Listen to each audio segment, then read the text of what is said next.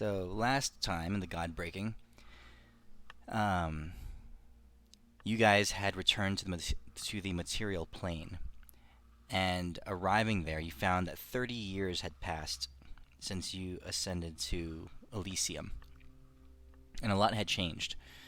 The world is slowly growing darker as the influence of the gods is fading in the land. Things that that people normally would have taken for granted, um, like a moon in the sky, are no longer a reality. You intervened in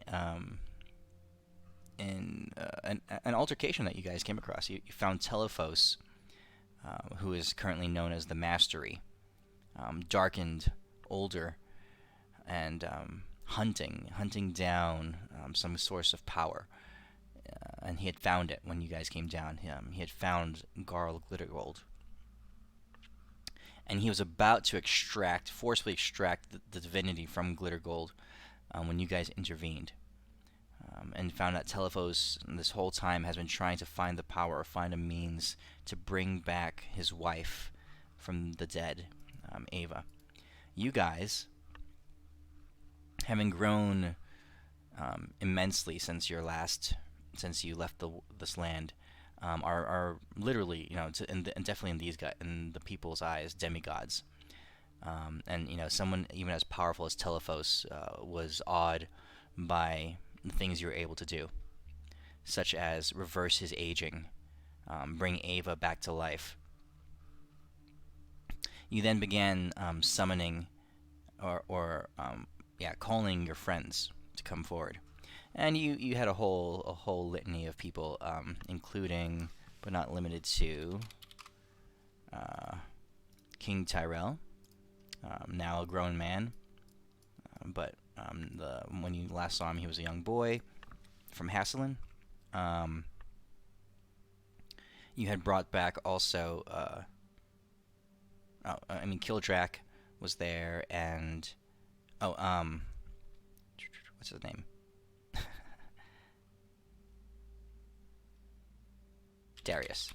That's what his name. No, yeah, Prince Darius. You found him an old man, drunken in a tavern off in the middle of nowhere. Um, Basically, for decades after losing his kingdom, he'd retreated into alcoholism. But you guys, with your awakened power, brought him back, reversed his aging likewise, and returned him to his healthy self. Radthorn was there. Oh, you guys brought back Shaylin, another character that you rose from the dead. She is the dragon of ice and ice and wind.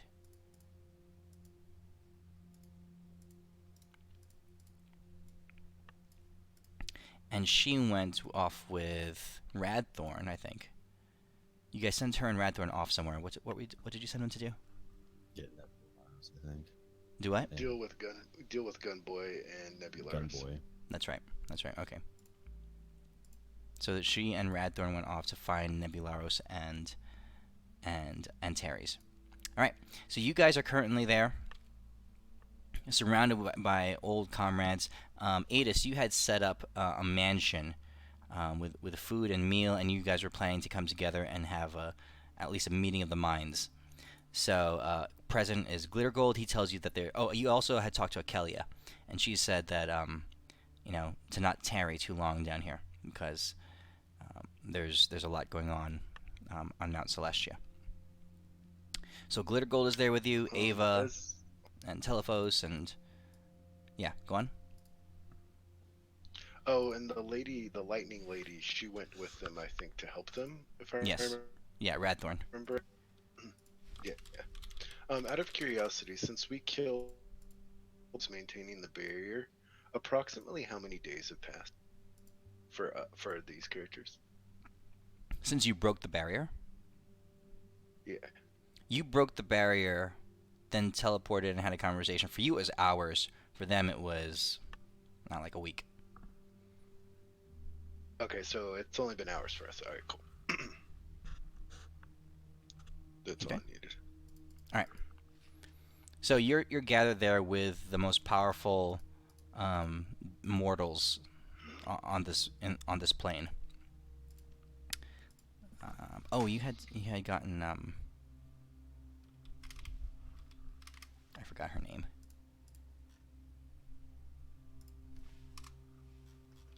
Hmm?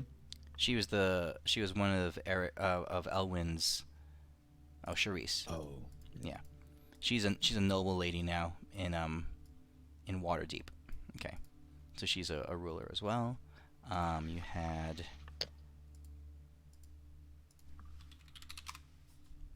and Eloise. What is this? what, what did you guys draw on her? I mean, she's not a warmonger anymore, so we canceled out those weapons and we're like, peace. That's right. Okay. You're all there talking and sitting and talking. I'll add Telephos and Ava. This is your show, Ellen.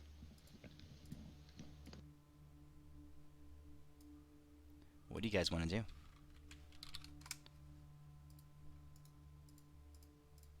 There we go. Okay. What do you want to do? They all enter. They're watching you as you enter the place.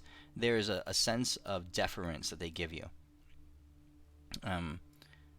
It's been a long time for them, and you are all, like I said, markedly different, Kid visibly baby. different to them. I'm going to lift up my teapot, look at the crowd, pull off the lid, eye the bottom of the teapot, and look back up, going, I think we don't have enough tea for the group.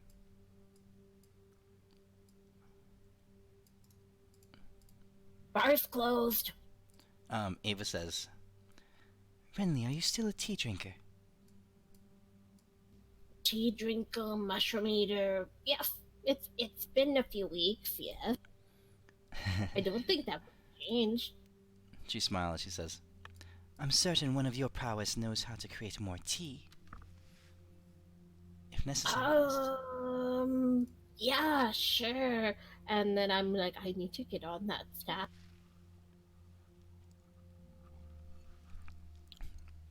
Darius says, "It's been a long time. What have you been up to? And what have you brought us all together for?"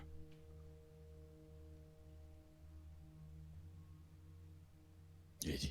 We need you guys to help the world and to preach the gods. And, okay, that's about all I got now, guys. What do We you all think? look collectively at Elwyn. Yes, He's the face of the group. look at him. It's beautiful. Masculine. That soft face. They'll forget the question. I am beautiful. Thank you, Deimos. Yes. Now that we got the obvious out the way.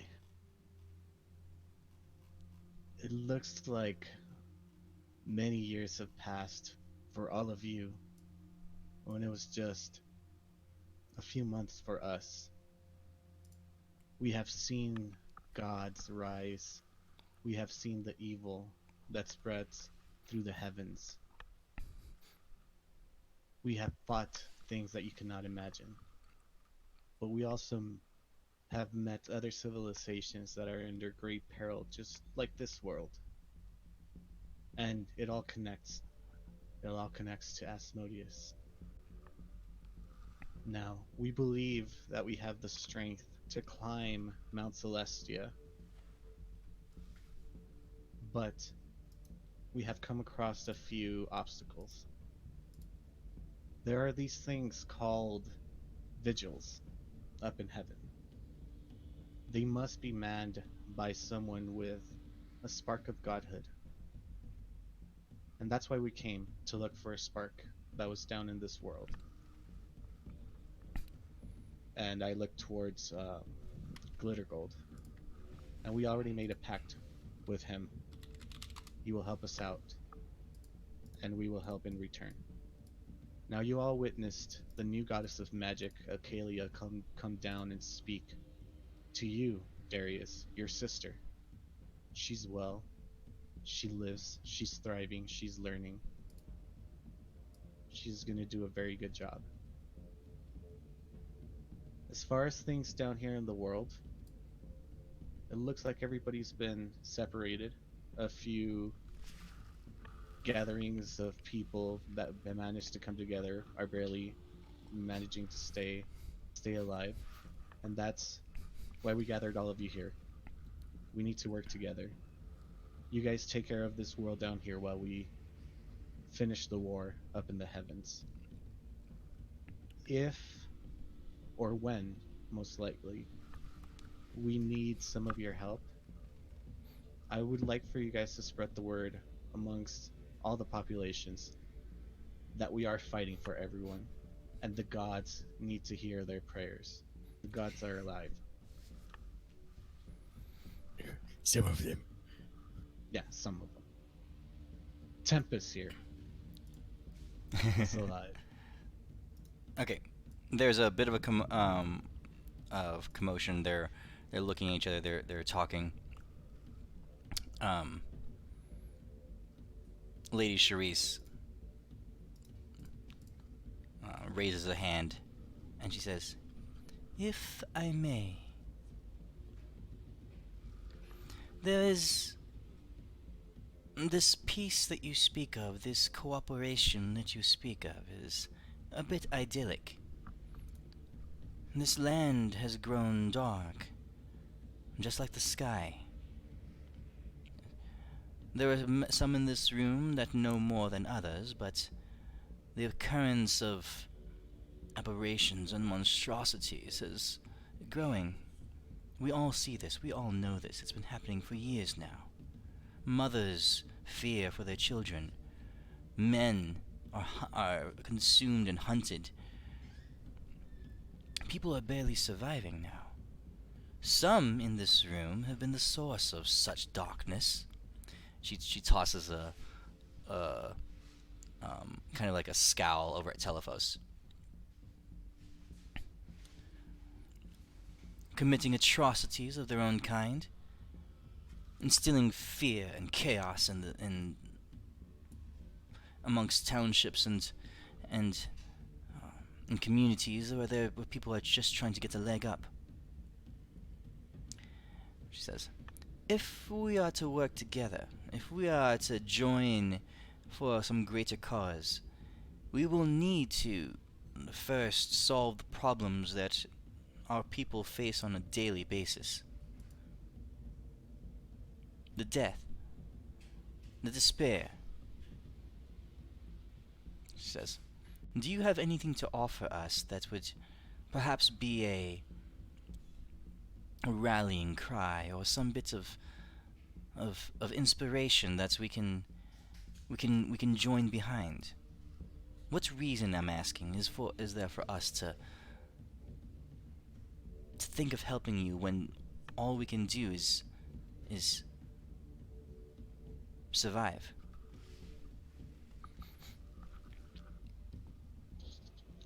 Well, you see, that is the reason why we brought all of you together. As individuals, you will fall, but if you work together, you may survive. We will all do our part, but everybody must do theirs. You must do yours as well. As for Telephos, I will let him speak. I can only imagine what he feels.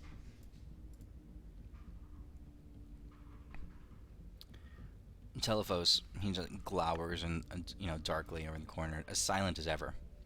A tense moment goes by, and he begins to wave his hand in the air. And Ava begins to interpret for him. She says, "My husband is not the type of man to admit wrongdoing very easily. But he speaks now of great regret. He knows that his actions have been dark, and that there's been much cost because of what he was focused upon. But he wishes to convince you, or at least to at least perhaps call upon your sympathy. He never meant to do wrong. He never meant to harm. He was so focused on... And a wave of emotion crosses her face. She says, this her own words now. She says, he was so focused on bringing me back that he couldn't see anything else. Surely you've all loved, and you've all lost, and you know what it is like. Surely you can identify with that. We all have. Perhaps you might give my husband a modicum of sympathy?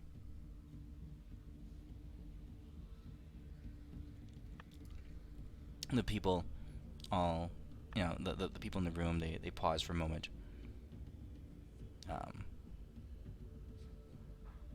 And King Tyrell says, not one person in this room is innocent of wrongdoing. Not one person in this room is without regret. He says, Master Telephos, what are your plans and visions now? Do you align yourself with our cause? Do you wish better for the people of this world?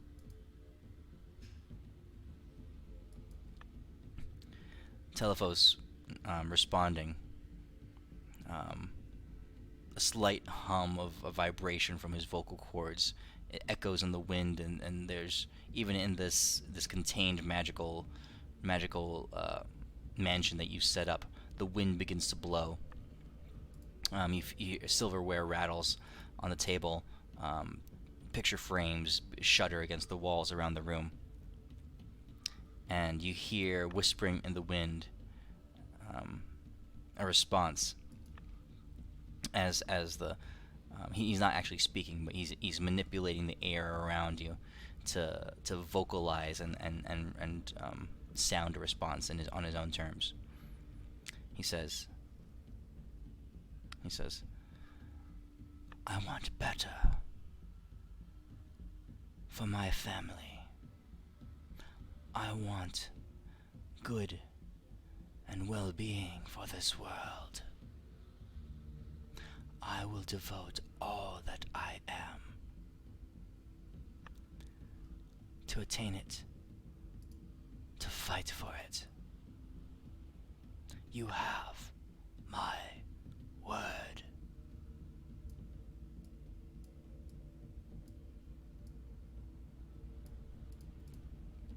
You hear a loud guffaw and a chuckle from the corner of the room, and Pablo says, "Oh, my friend, that is good enough for me." King Tyrell nods his head. Then I suppose it will have to be good enough for me as well. He turns to you guys. He says, it will take a lot of work, but being with the affirmation that you are still alive and you are battling for us, and with this incredible event that's happened, the veil being broken and being removed, he says, will we be able to reach you and gather aid if necessary? Who should we turn to? You? Or perhaps this goddess Akelia that you speak of? You can always pray to Akelia, and she will let us know if our presence is required. Or I'm not sure if we'll be able to pierce us being in the heavens. You'll be reach us through normal means, but through Akelia, absolutely. And we will come down and help if there is something that you cannot handle on your own. Okay. Make sure it's something urgent, because we can't come down here every 5 minutes to bail you all out of trouble. Tyrell says. Anytime that you need our help, let us know. Darius says, I seek to rebuild the birthright that my father passed on to me, for my sister and for myself, for my dead father and mother. I will reclaim this land and make it a better place than it was before. It will be hard, but with the support of these in this room, and knowing that you are alive and that my sister is in the heavens, I will do it. My sword, he says, is yours.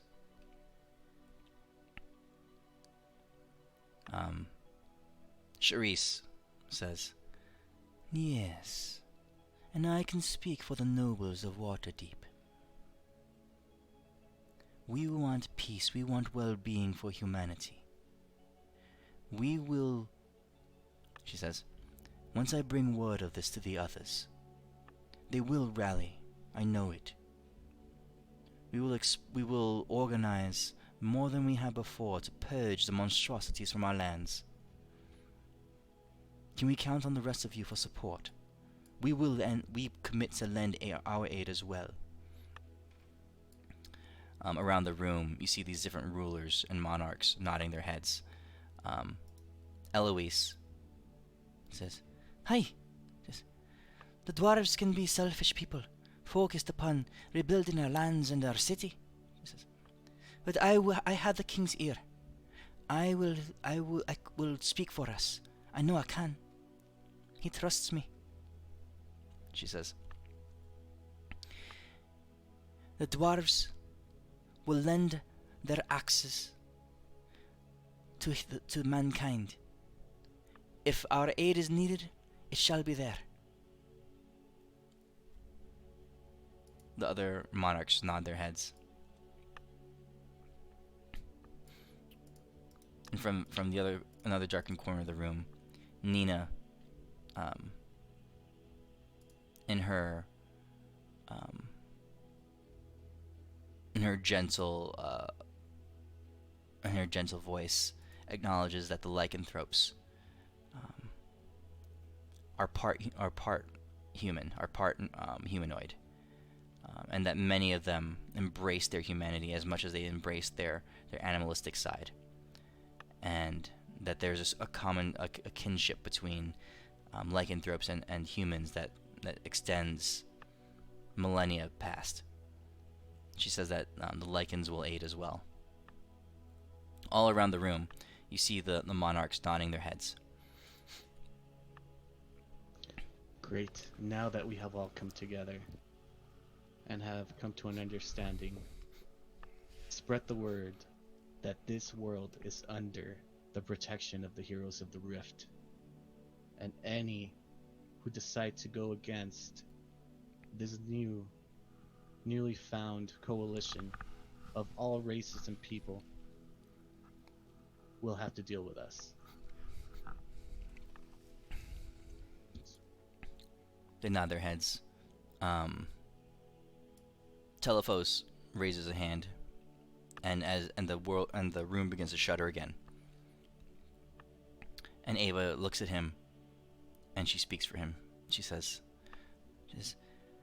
Telephos believes that he can. When he was scouring the world, he was able to breach the borders of Oscaria quite often. He has a bit of a working relationship with King Lothrelian, who is still in power there.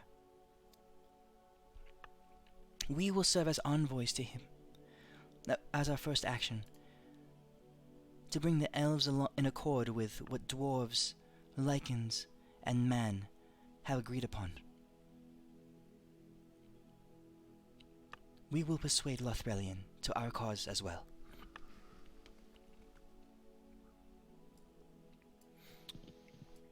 And tell him he's a dick for not answering my call. She says, oh, very good, I can. I speak a bit of Elvish, and I happen to know the Elvish word for dick, so... I give her 2 thumbs up. The Much translation appreciated. will be quite precise.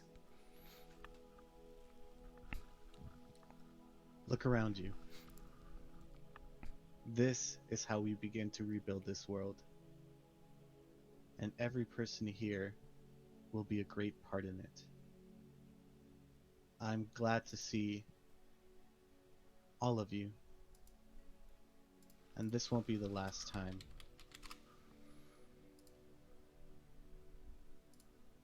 That means we got to wrap this up in less than 2 weeks because another 30 years is going to go by if we don't.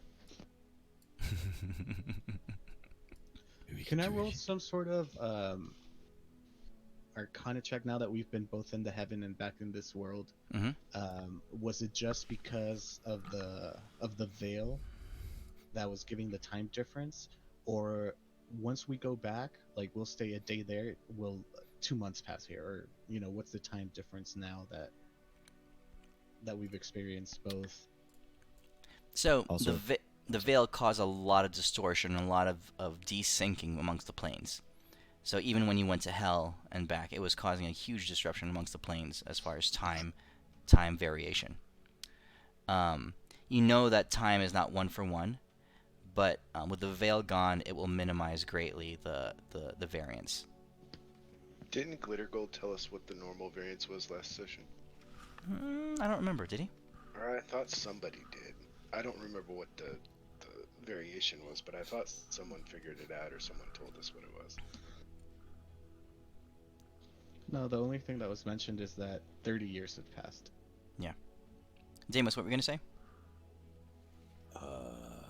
Oh, I was gonna see if there was like a thing we could see, but with the veil gone, like if like, each plane had like a different time difference. Like that's what I was also wondering, but figured that out later. Okay.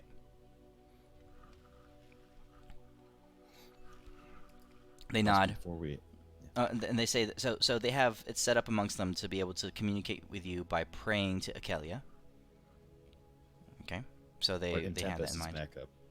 He's our secondary phone number. Okay, praying to Tempest. Okay. Yeah, Okay. is he just standing stoically ignoring all these Tempest. remarks? Yeah. Tempest is a warrior.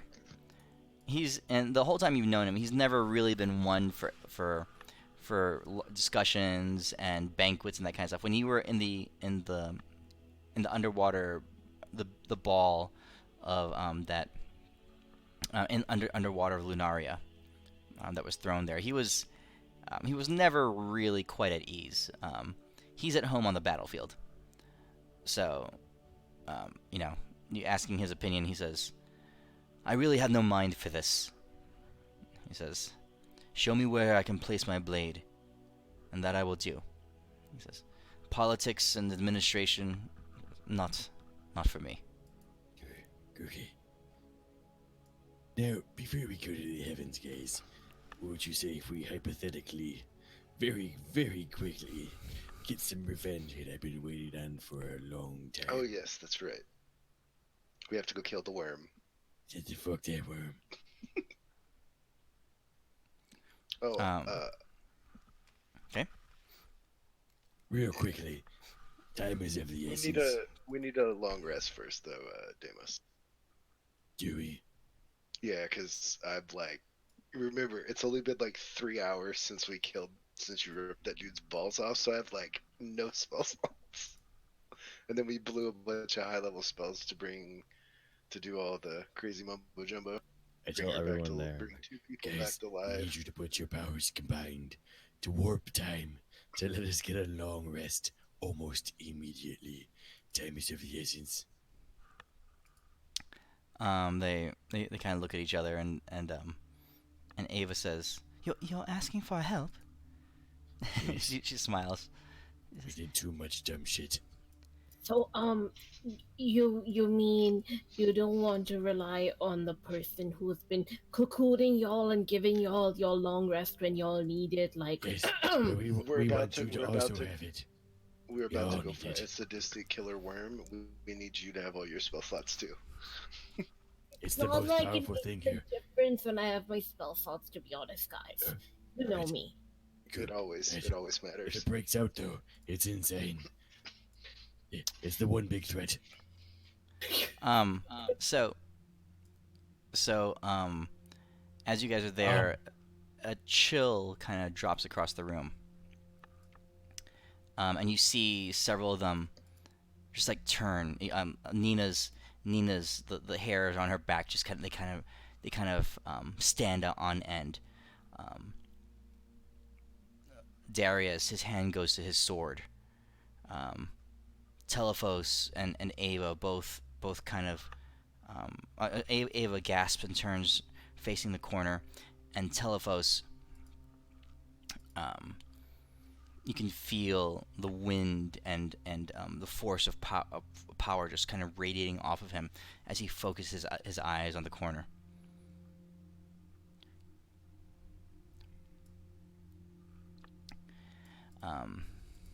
You hear a voice from the corner say, "Are you all really so dumb that you're going to put your trust in these murderers and Oh my god, it's here. baby like and these motherfucking murderers and stupid dipshit Is that you? retarded kind of Get her. stumbling their way across the world, causing havoc and chaos wherever they go? Are you really going to trust them?" As a matter of order, I have never killed any babies. Just for the record. Actually, as this all happened, Deimos wants to make sure because he saw her. He's got an amazing passive perception. My passive perception is like I literally can see insane. through all illusions too. That we were like literally like sneaking up on her because she didn't even see it going. So did she just appear? Oh my god. I'm being very loud and I'm talking to myself about it while I'm walking towards her with like my hands over my head. Like a First shitty thing out of my wrestler. mouth is, "You asshole! Why didn't you respond to my call?" She smiles. She says, "I did. You just didn't notice it." She was right there. Oh, She that's totally just- fingered you. That's just so rude to come and not say hi until now. I mean, seriously. I was looking forward to seeing you try to stab Deimos in the back again. She says, Didn't see me. "I wanted to see if any of you had changed, or if Deimos was still the same stupid gay." What did you say? Oh, did I say it? I'm Oh, you sorry. can't see Slip of me. the tongue. Slip man. of the tongue. I'm Bat Deimos. Deimos has changed. He married an octopus and found out a bear was his mom. Oh, you moved, Deimos. I am so proud of you. You moved on from other men to animals. I forgot. I've been holding on this for far too long, and I've been meaning to give it to you. What did you? Give her. Did you finally find your balls? Yes, I did. That's a different story. But these right here, this piece of paper, here's your man card. Because you're a man. We got him. Fucking got him. She says, "Deimos." Come over I- here, I'm gonna give you a hug. She says to you. I'm giving you a hug. Get over here. She says, Give her a "I hug. assure you, Deimos." She says, "I am not a man." Right? And I'm sure she waves her hand, and as she does that, there's a crack in the room. "Isn't that right, Kildrak?" And in the corner, Kildrak goes, "Yeah, definitely not a man, guys. Just for the record, not a man. Thank you. That's all I have to say." Alright, You I have pick to up repeat that like Euphemia 5 and walk away times. with her. Yeah, I pick up Euphemia and I carry her. She's like now, she's like under my arm. I'm like, we have it. We have the most deadly weapon. Well, not really deadly, but it will stall the time for a long time. What seems like 6 seconds in this takes 20 minutes she of says- deciding. And so you reach for her, but she's changed. It's been 30 years, and she spent her life. You reach for her, and your hands just pass right through her, right? She says, What? she says, Did she die? She says, "No." Spark it. Yeah, you spark. Wait, roll it. Roll the spark. One second, let me roll my athletics. Come over here, Euphemia. Oh, so I guided myself, of course. Okay, I'll roll roll the that spark. D4. Roll the spark. All right, this is a D6 I'm rolling, so Okay. I guess it'd be All a right. 3. All right.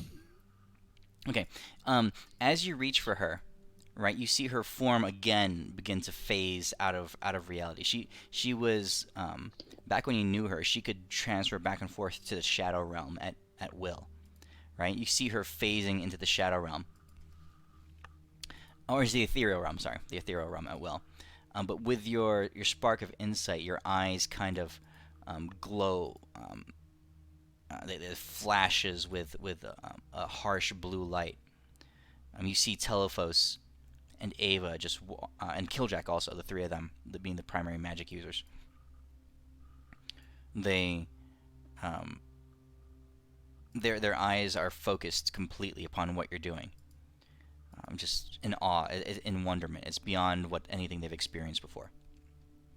Only in things that you guys have done, right? And Deimos, without knowing it, you pass your hand through multiple realms, multiple planes that are overlapping each other, and grab onto Euphemia, right, and pull her into reality as you grab her. Where does the hand land? It's right on her hip. I got it. It's fucking gross. Killjack says, just for the record, not too gross. Just so you know. Hey, Killjack. I know you have a fetish for banging piles of turds, but this is the dirtiest of them all. And I pick her up and I move her around him like, look, I'm Euphemia. As I'm behind her, moving her arms and stuff around. She looks at you and she sighs. All right, fine. She says, "You've got me, but I don't feel like killing you today. I came here. What? You don't think I could? I definitely I don't could. think you could anymore. Look at you." And I start poking at her muscles. They're small. They're pathetic. What do you do? She, as you poke at her muscles, there's her eyes flash with red, right? I close her eyes. she lashes out and she slaps you across the face, and you feel it. But does she? Yes, she does. Son of a bitch. There's a crackle of divine power rippling through it. So Deimos, take Some bullshit. 82 She's damage. got baby god power. Deimos, you need to give her a pamphlet so she can beef up. Good point. I give her a pamphlet. She says, she says, I came here because I just wanted you all to know, you humans. She says, there's a little bit of contempt in her voice. She says, that the source of all your woes, these monsters that have been popping up, well, I've taken care of it. Okay, I'm sure it was so hard. Taking care of a little monster. Not a Wait, what monster, was it? you dumb she says. And what was it? She says, in the Underdark. That's where I've been for the last 30 damn years. Yeah, I've been no. looking for the source of the darkness. And guess who I found down there? She says. She looks over at Glitter Gold. She says, one of your kind.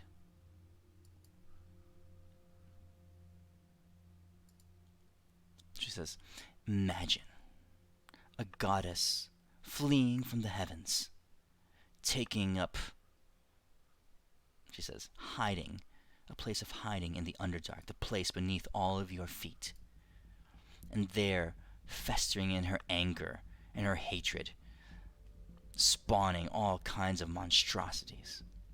She says, I finally found her, and I killed her. Cool story. Which one was it? Just, oh, I wouldn't expect you to know. Hey, Deimos. She says, have you ever figured out, she says, which one do you like doing more?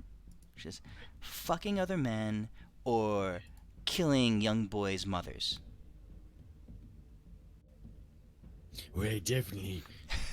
Oh shit. I definitely don't like guys, but I definitely also don't like killing. Oh no. Alright, Euphemia.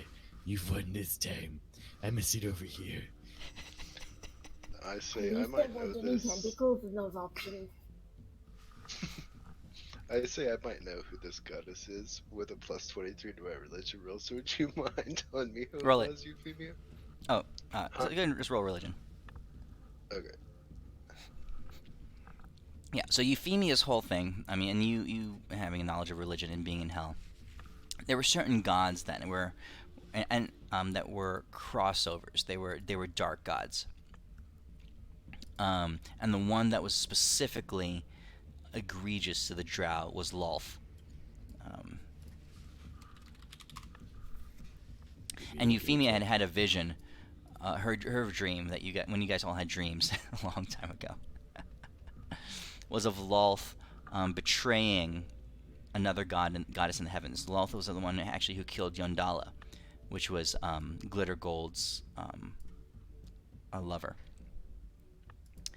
So, and then she fled the heavens as the demons invaded, and Euphemia and her goddess Elistray tracked them down, joined their powers together, and slew Lolth. As a result, Euphemia and the cataclysmic occurrence afterwards, after fighting their way through hordes and hordes of spider creatures and monstrosities, and taking on Euphemia with basically herself alone with her goddess being her twin blade, slaying another divinity. Euphemia has grown in power quite a bit, and taken on a spark of godhood herself. You are so coming with us, Euphemia. You are so badass for taking that bitch down by yourself. You should totally come with us.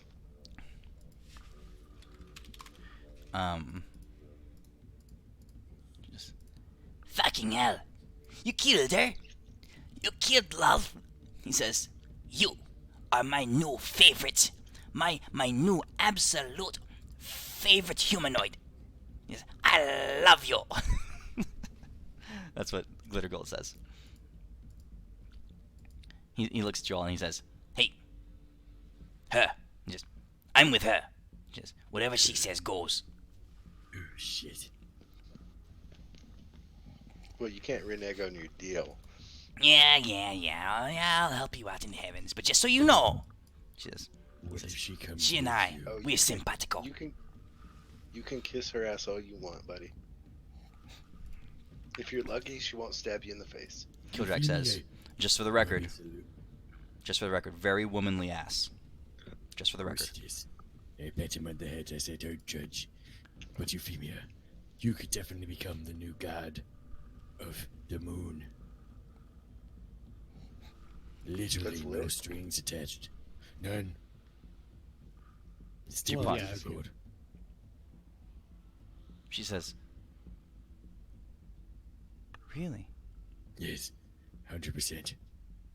You two together. I knew you were so powerful, Euphemia. I was always just afraid of you. That, just look at you.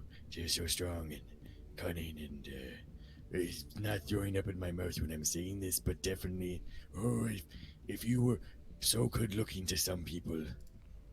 She says, and I was right the whole time. Oh, 100%. I would say even longer than the whole time.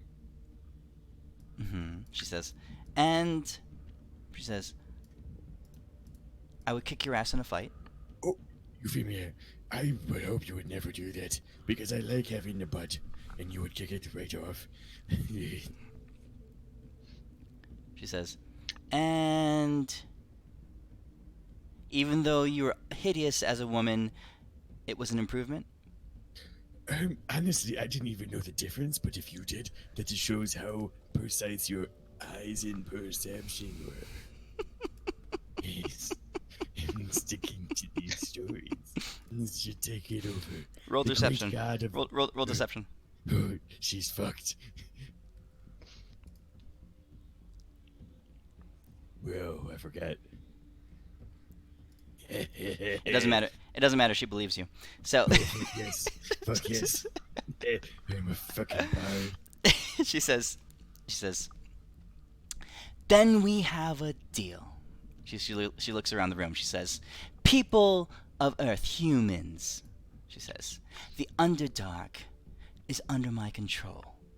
I have conquered it. I am taming it. I have tamed it. There will be a few monster rogues, but my minions are sweeping through and we are taking care of them. You need not fear. If you want to thank me, she says, pray to the moon, because that's where I will be.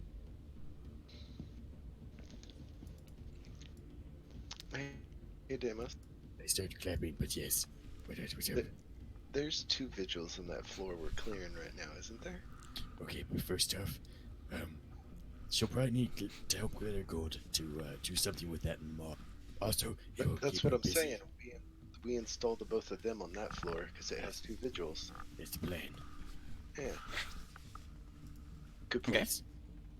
Good job, Deimos. I know that was a great sacrifice on your part to admit the things you just admitted, but we all appreciate It it. is my secret. All you have to do is lie. Well, Euphemia, can What'd I you say, ask Ellen? you a question? Just asking Euphemia. Just, yeah, Elwin, what do you want? Do you recall our fights with that worm? She The one says, that killed Valinar. That worm said that it could beat Palamore up more than you could. But I'm being back. I'm grabbing a drink. she says to you, she says, Balinar was my friend. Says, are you going to hunt that fucking thing? We are going to kill it. Yes. She says,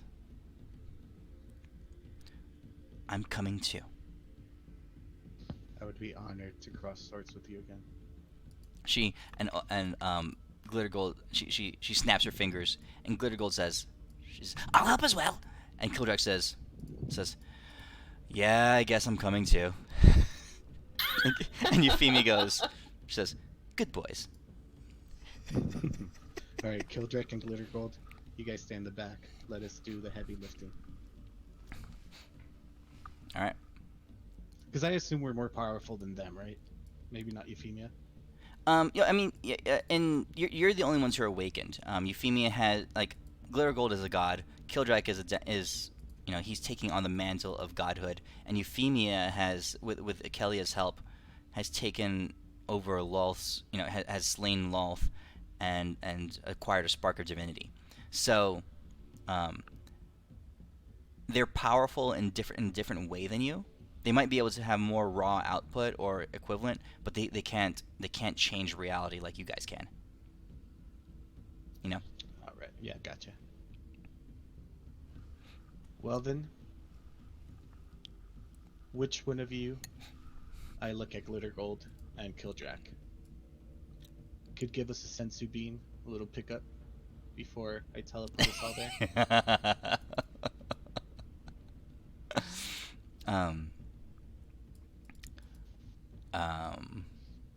Glitter Gold looks around at both of them. He says, fine. He says, I've been a god longer. I have more of this stuff built up. Fine. And he Maybe begin- Euphemia can help you with that. with what? Sorry? He said he had pent up stuff. So I said maybe Euphemia can help him with that. She says, Glitter Gold, do you need release in the way that a man needs release? And Glitter Gold says, no, I wouldn't dare ask that of you, my lady. She says, there's no way in fucking eternity that you have a chance with me. Right? She says, Kildrak, help him out. Kildrak goes, and Kildrak goes, well, she smiles, she says, just joking. She says, suck it up, old man. You'll live. Glitter Gold begins to cast, and A few I moments. whisper over to the others, like, is it my imagination? Or have Euphemia gotten more um, HBIC or like fun? You know, I feel like she picked up a sense of humor on the way to Well, divinity. Yeah. she didn't accidentally try to kill Deimos, so that's a plus. I'm confused. I sense a change in her. I think she might be a normal thing now, and not complete evil and chaos. The force is strong Agreed. in this one. Now This she's just power weak. does not corrupt everyone. Also, she got her turn done in less than 20 minutes, which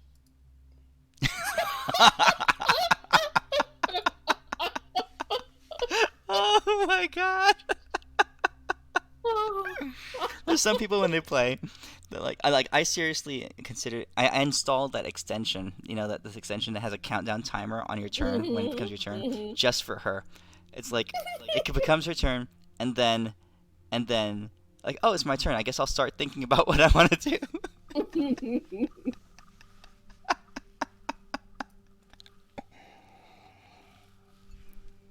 Yeah, when Oh, it was her man. turn, I had like my next 5 planned out. Yeah. What else we thought about it? Oh my goodness. Okay. Anyway, glitter gold gives you all a long rest. Sweet. Before we go off to fight the worm, Midas, I want to ask. That didn't take for some reason. Oh, because we're not on the combat tracker. Oh yeah. Oh sorry. Hold on a second. It's your other characters that are on the combat tracker.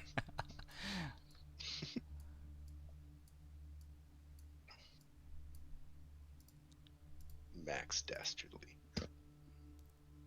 Before we take off to fight the worm, I want to ask Mistra if she would like to return to the heavens and hang out with What's Her Bucket for the time being. I can't remember. I always forget her name. Elwyn's niece. Kelia? Yeah, Kelly. Mistra is kind of sitting off on her chair. She's kind of, she's shy. So she's hiding back there and she says, she says, she looks around at you all. She says, I would love you'll to be go able to... to see Elwyn later. He'll be up there at some point. She says, but I'm 13 years old. Never mind. Oh, shit. I feel like we had Stay this up there and- conversation on each plane. Wait, no, she could Like, be 13. like She's with been the here for 30 angel on the years. other plane, and That's then true, with that's true, the that's true. jellyfish on No. the other plane. She says, I'm 34 Really? years 34 years old. She says, in elven years, that's not even legal. Oh my god. I walk up to her and yeah, remember I closed my robes when she arrived so I could be decent. I go up to her and I kneel down and I say, I would like for you to have this.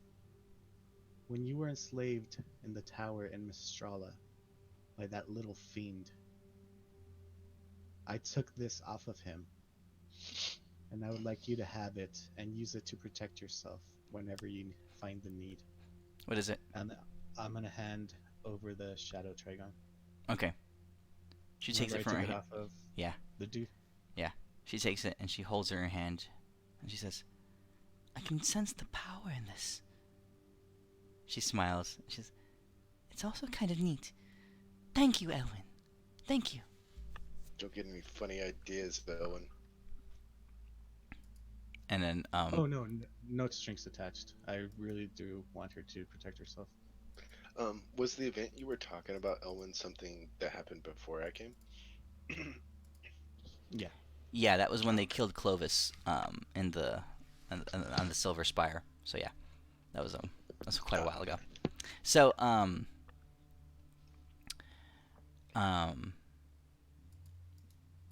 you hear another voice saying, "So tell me," she says, "tell me you are not going to depart very soon. There be some time for a bit of respite for us all before you are on your way?" That's Who's Eloise. saying this? Oh, Eloise. Eloise, I wouldn't dream go back to heaven without having a little one-on-one. I shall come back after slaying, taking revenge for the killing of one of my best friends, Balinar. We're going to remove this demon worm from this world, and I shall be back to see you. And this place will stay for 24 hours so she can hang out here and wait for us. She smiles and she says, very good. She says, I'll be waiting, Elwin. Up the stairs, fifth door on the left is Elwin's. She says, yes, what he said. Okay. She looks over at Charisse and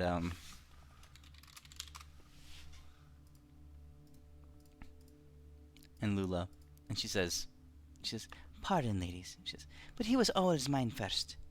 She says, you wouldn't mind if I just had a bit of time with Elwin. Charisse shrugs and she says, a woman of my age has no interest in pretty boys like him anymore. She says, I have my sights set on much greater game. And Lula says, to re-jog her memory. Who is she Or eyeing when justify she that says line. this? who's she eyeing? Yeah, when she says,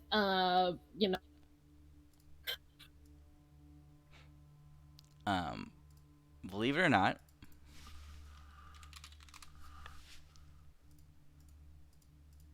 she's looking at Pablo. Oh, shoot. I can't even blame her for that, honestly. 'Cause- Oh, he is Look the at that rich. guy. He is the richest man in the world. Yeah, he's easily the richest man in the world. Yeah, I literally have 0 gold. I'm broke. We should owe you some of your percentages for 30 years. I have no need for money. All right. Lula says, well, she says, well, you know me, I'm always down to fuck, but I understand, it's been a long time. So, my blessings, dearie. Eloise says, don't tarry, Elwin. I'll be waiting. I look around. So you guys ready? Oh, by the way, did she give me back the ring, or did I tell her to keep it? I don't remember. She still has it. Okay, cool. I look around and say, you guys ready? Oh yeah. Yep. I'll ask Mistra to wait here until we get back. She nods her head and she says, okay, I'll wait. Alright, so I gather the hunting squad. 'Kay. And I concentrate in that temple where the demon worm was. Mm-hmm. And I cast teleport.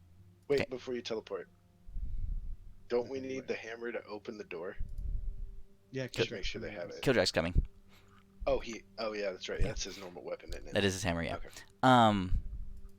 Deimos, you see Nina off in the room, Yes. and as you're teleporting, before you teleport, she says, are you taking her with you? Yes. Please keep her safe. She will be the safest thing ever. Nothing will happen to her. She Just as smiles. we all know, all cats in the cat carrying baby carrier are immune to all damage, even in area effect attacks. She smiles, and she says, I know you will. Arthur, I just think I need to name of all of those guys. This is You- for science reasons, and A I'm what? not lying to you about beating up all the guys that ever tried to do anything with you. She says, Oh god. I'm gonna break their legs, she all of them.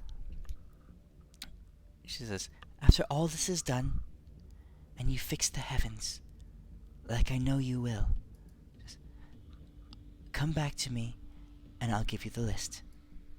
Very good. I lied. I will also be breaking their arms. I'm sorry. I'll be up straight with you right now. They will not be moving well after. Euphemia in the off the Um, corner says, "He'll probably suck their dicks too." Euphemia. My name's not I mean, you are so great right now. I really wish I could be similar to someone like you. Whew, that was a close one, guys. She almost got me. Okay. But did you name the cat that she gave you? Her great granddaughter? Yeah. I don't remember Mr. what Pizza. Mr. Pizza. Okay. That's Seamus's cat's name. Yeah, I know. That's why I'm doing it after this cat. Mr. Pizza. Call it Mrs. Pizza because it's a girl. Mrs. Pizza. Okay. All right. Elwyn, your teleport spell goes off. All right. All right, I marked it up. So, oh geez, let me pull up this. Oh, I don't think I have the map anymore. I accidentally deleted a file like a couple years ago. I deleted the file of that map. You should still have it because we went there since I've been here. Did you? Yeah. No, I don't think we have. We did because we went in there Oh. and we almost got our asses kicked, so we had to run away. Yeah, we got really cocky, I think, Yeah, and then we found out we because couldn't. it was outside the door when we did that little thing where we Oh, communed with that's the fairy chick, and right. I lost my eye. That's right, you did. Oh, you guys have been here before. You tried to go back and fight the thing a while ago. Things Yes, and got ourselves 2 times screwed in a row. again. I don't remember that. How bad would? Do you I, think I remember the fairy killed? chick. I remember that. Yeah. You lost your eye. Okay. Yeah. Okay. Give me a second to pull this thing up. Her fairy, was it like the fairy queen or something like that? Fey queen or something? Yeah, Talisa. Mhm. Yeah. She still wants. Oh, back then she wanted Renly's heart. Indeed. Glad we didn't call her. I would have vetoed that. I would be like, no, no, no. Yeah, I like, having at least one eye. You should get your eyes back now. I did. I don't remember what Thank did it, but Tempest. yeah. You're welcome.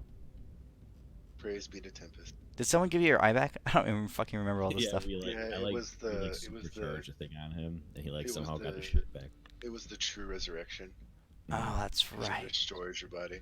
Yeah. That's right. Yeah. Praise be to Tempest, but Mistress still cooler.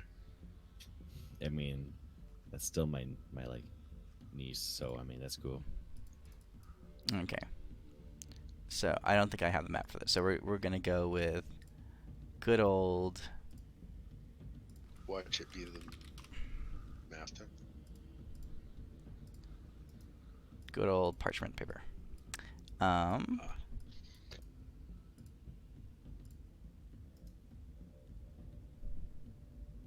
So you guys have been using Unity version? Yeah, we did it the I first have. time. Yeah, we did it on Friday. Okay. And you had to buy a different subscription for that, right? You had to buy Ultimate all over again? Yeah. Okay. Well, how much you have to pay is different depending on how long you've owned this Ultimate. If you've had it for I think more than 2 years, then you have to pay $60 for the Unity. Yeah, that's how much I paid, 60. Yeah, I've definitely had this more than 2 years. Okay, but it's worth it? Or I is think it... should- Yeah, It's actually pretty nice. dude, there's no limit on the dice. Like Really? Oh, see, that alone... the I might... Can you port games over from this version to that version? yeah, I did a Not mistaken. I did a whole system. Like I bought a new M.2, Mm. and I got my info jack, so I just decided to reinstall Windows and erase everything. So I Mhm. don't know, but I'm pretty Um, sure you can. your saves, your campaigns are completely transferable. Really? Most because nobody's like made them compatible with Unity yet. Wait, most stuff what? should still work, just extensions. Okay. But modules are fine because it's the same formatting for Unity as it is for this. The Unity version, with the exception of the way the maps work, it's identical in the way it works. Okay. The Yeah. coolest feature is the maps because it has line of sight for the tokens now. Mhm. So if you prep a map ahead of time, you don't have to draw a mask because as you move the tokens, it will in real time show what that token can I see. know, but I saw how much work that was. That's like sick work. Yeah. The modules come pre-mapped, and all your purchases transfer over to. Okay. Yeah. All right. I'll maybe I'll switch this over one of these days. Okay. It's gonna be really badass once it's complete. All right. 1 second here. Do you know how long it's gonna be till it's finished? Well, they've been working on this version for like It's been forever. almost a decade almost. So. Yeah. I mean, No, it's been really long. Unity, I think I think the Unity development will proceed a lot smoother since they're using an already tried and tested engine instead of building it on their own engine like they did with the original Fantasy Ground. So I think it'll go along a lot faster. Okay. That's cool. It Alright. is by no means unusable. The only problem we encountered is with one player in particular, that he just kept getting disconnected. But Mhm. like after the second time, like he was good for the rest of the day. But other than that, we didn't encounter any problems. That's cool. It'll be super easy to mod too since it's made in Unity. It's like to make your own extensions and stuff. The only thing I didn't fuck with was with the sound. When you roll dice, you can hear them. Oh yeah. Oh, you But can also do weather effects on the maps too, which is actually pretty cool. Weather effects. Yeah, like rain and snow and cloud and fog. That's cool. That's cool, I guess. One of the cool things they do with the maps though is have you ever used Dungeon Painter Studio? I've Yeah, heard of it. I that's never what I used it though. You that's basically how the maps are now in Fantasy Grounds. You can build the maps yourself by just putting tokens on them on layers, because you can have infinite layers on the map, kind of like in Photoshop. Oh, You can cool. just build the map, and then the players are always on a top level, and so you can sit there and put couches, walls, and stuff, and build your own maps like that if you really want to. Okay. That's cool. Alrighty. So, I guess I'll take your guys' old characters off this. Oh, we need to have you guys talk to your other characters before you go. Oh, they can't wait here till we get back. I'm just kidding. Alright, Max text me. Alright. So, will you guys teleport? So it's you all, plus Euphemia, Kildrak, and Garl Glittergold. Okay? Tempest. And Tempest. Now, Okay, I'll put quick Tempest in. Yeah. Do I still not have any power, right? Correct. You've been sparking stuff and using low-level spells. Oh, Right. so you have some access to spells now. Okay. Let's see here. I mean, I'm totally cool with it. Because I'm pretty much at the point where I'm assuming I get all the power for myself at this point. And friendship. But I want to know if I can use my level 10 spell because it's an awakened thing. So it's not an awaken thing. It's a level thing. So yeah. Oh, by the way, Mr. Damos, just so you know, by the way, Mr. Bane was just by, and he gave me a whole new jar, and he holds it up. Oh, freaking shit, yeah. He says, "We are in business. We are good to go." And you see him kind of dancing a little jig. Oh, fuck yeah. You just let me know what you need, and I'll pour a little bit of this Bane essence onto my brazier here, and yeah, we'll be good to go. Fuck yeah, Cornelius. We're gonna freaking do it. Also, I don't know why Tempest is dressing up like Bane. Give Tempest a little look. He's trying to test me, I know it. Alright, Cornelius, I'll talk to you later. Also, I'm sorry for that one time I poured my own essence onto the brazier and accidentally screwed up everything you were trying to do. You know, I learned my lesson. I'll never do it again. It's freaking dope, though. Thank you, sir. Uh-huh. Alright.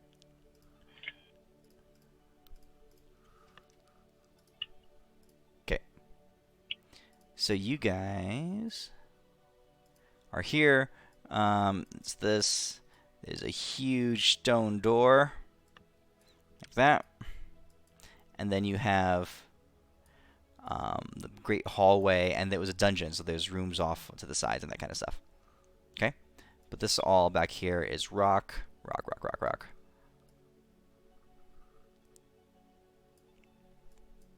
There you go.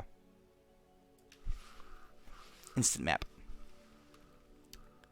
Ridiculous. I love the rendering. It's beautiful. I just see my. You got disconnected. Oh, did I? Yeah. I don't see you in the game anymore. I'll Okay. reload real quick. Alright. So you guys are there along with Killjack, Euphemia, and Glittergold. Do I have Euphemia's character sheet? Holy crap, I might. Oh, from like the battle thing. From a while, long time ago. Last time she actually had the character.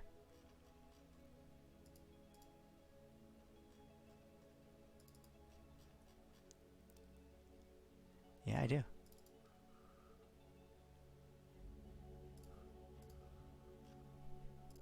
I'm assuming we have like a small amount of time for a prep window, right? When we open Sure, the door. sure. You guys decide when you want to open the door. Oh, I probably have Killdrax also. Ah, shit. I do. Okay. You guys decide what you want to do.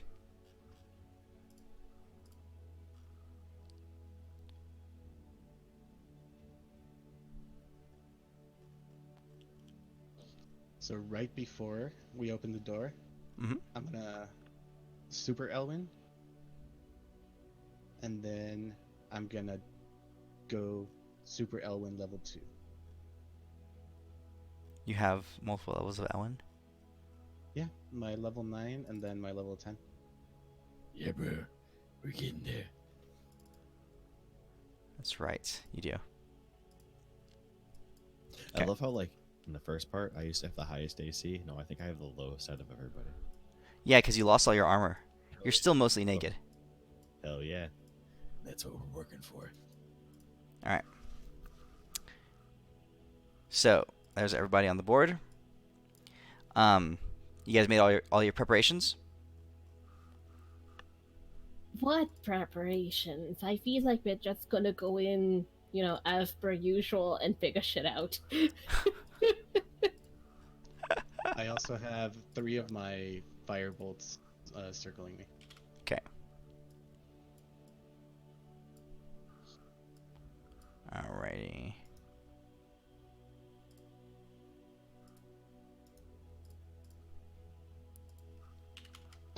Can you share the map again? Okay. So that's where you guys are. I think we're all good with this. Alright, tell me what you guys do. You guys are outside. You guys are outside the room. There's this huge white stone door. You're standing there. It's made of that dwarven ore that was heavily resilient to magic and to breaking and to intrusion. So you know it was strong enough with all its wards and spellbinding to contain a demon lord for, hundreds of years. And it was that door that Balinar sealed to keep you guys safe because it had to be sealed from the inside. Kildrak is here now, and there is an entrance. There is a keyhole that fits his hammer. He says to you, "Well, you say the word." Oh, shit. Do we know what this thing's weaknesses are? Yes. Oh, do you want to know what it is? No, not. What would Euphemia, who's incredibly powerful and the weakness of all people. So that's what we were missing last time. That's just what we were missing this time. Gotcha. That's where we messed up. Euphemia says, "Makes sense." It does. Kildrak says, "So, are you ready? Want me to stick it Do we in? know what? Do we know what its main damage was? I don't know. Do you guys remember? That's what I'm asking. Do we I remember do. what it? No, you don't remember. 100% remember. Okay, I definitely do not. Ready? Let's do this. Okay, so I created this creature back when I made it. I don't remember if you. At least this is my recollection. I haven't gone back and watched the video at all. But I said what its hit points were, and this was when you guys like you guys were literally like level 8 or something like that. I don't remember what level you were. It might have been like level 12. But this was just after the Pirate War, so it was really early in the campaign. And I gave it You a were number. scared. I gave it a number for its hit points. So I actually, that's what I remember anyway. So I set the hit points to that number. I said this is a demon lord from hell, right? It's a ruler of its own plane. So I gave it its hit points. You guys open the door.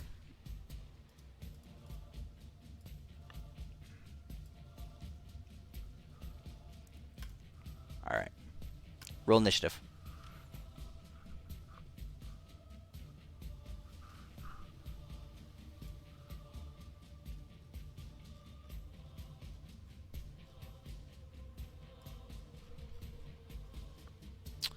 Let's see. I hate you, mini face piece of shit.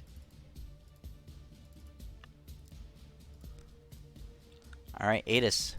Top of initiative. You open the sleek stone door, just slides aside, and before you see this massive, corpusculent, hideous demon monstrosity from the depths of the abyss. It spins towards you, and you see the faces of the many souls it's devoured, attached to the ends of its thousands of tongues. In the middle of it all, you see the face of a red dragonkin attached to one of its central tongues. What do you guys do? Alright, I will. Hold on 1 second here. What is Dragonborn, not dragonkin. I will cast Hasties on myself. Okay. And also turn into Nebularos. Since I can do spiffy, cool things like that. What level's haste? Haste is level 3, if I remember right. Yeah, level 3. Alright, so I will haste myself. Turn into a Nebularos.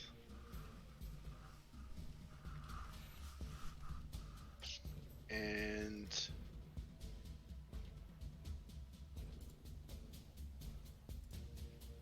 that gives me, let's see here, that. Alright, I gotta read haste again real quick because I forget exactly how it's worded. While he reads it, I'm gonna lose my fire bullets as a free action. Okay. Also, you said Dragonkin, not Dragonborn. He's a dragonborn. Okay. Attack action. Alright, so I will, like, I don't know. Let's see what, 2 bite. Yeah, I bite him twice. That is Noise. That is a crit. I would like us to use my boon from Cool Spiffy Demon Lady to max the damage for this Which one? from Ambrosia. Okay. Blue So Ambrosia. I'm gonna max the damage from this since it's a crit. Hey, you guys don't use that very often. I think you forget that it's there. Ooh, that was nice. What? He resisted 520 fucking damage? What is he? Hold on a second. Let me see what he has. Oh, he must have cold resistance. Because that would have been. Yeah, he about does. that much damage. Alright, and then the second attack. He resists cold damage, peeps. And that'll be me, I believe. Okay. Let me Deimos, roll you're my up. damage real quick. I'm so sorry. And I start fucking climb up on top of him. So I'm gonna try to climb on top of him. I'm going to punch him along the way.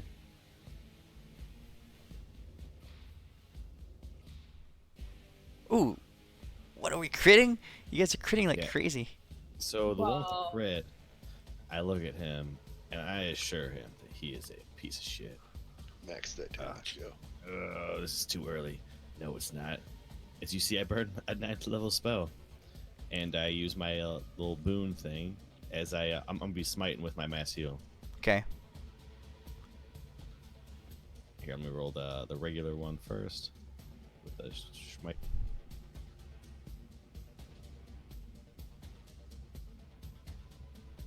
Spark that shit. He didn't resist any of it. Yep. So here is a. You can go suck my royal. Oh no, I'm saving that D5 because I'm gonna get Balnor back. D3. So this is a D6 I'm rolling. Were you maxing that So- damage, by the way? Because you forgot to No. hit the button if you were. Oh, okay. No, it's I not love max. that type is also sexy magic. Nothing resists that. Shut up. 1300. 1350. We're timing all this damage by 3. Even that oh so sexy damage. 1050. Nice. Okay. Here are the 2 other regular attacks. And then for with the crit thing, it is Nice heal. So he takes 4,500 damage from the mass heal smite. Wait, what? It does? Because Okay, I you- got a D6. I smited him with my mass heal with my crazy stupid thing you gave me. That's right. I get. You can transition. You can transfer your stuff to damage, right? Yeah. 4,500. See if my. Yep, and I'll see if my grapple goes. How much does mass heal do? Hold on a second. 1,500. 1,500. That's right. Oh, that's right. I have Yeah. buffed your mass heal. And they start grappling onto him because I start ripping into him. And if he can't get me off, I'm gonna punch him 3 more times. Nobody fucks with my buddy. All right. It's so sweet. You charge fucking in there. pushing. You grab his form, your Perfect. body blazing with awakened light, and you unleash heaven's fury on him. Okay, go on. And I grab the fuck out of him. And I have my other boon go off. And no, it'd be a shame. Oh, it'd be a shame if that happened again. So here are the first 2. It's not even my fault. Just look at this poor son of a bitch. And it'd be a real shame if I don't have anything too crazy. But I'm going to have to spark the crit. I'm gonna burn a 6th level spell, which happens to heal for 50 or 60 damage because that's what it still does. 1,500 to 50-60. Hey, 70 damage. Sorry, excuse me. 70 damage. Okay. But Ooh, yeah. this is a D6 emerald. Okay. Damn it. So another It takes 70. Plus. Suck my dick. Plus 70 damage. What would have happened if you'd rolled a 3? Don't know. You should think about that, because I can, on my turn, turn that roll into a 3. Oh, he would have been blown up. Are you done? Or do you have anything else? That's all I can do as I stare into his eyes and I say, I don't like you as much. You seem easier now. Euphemia says,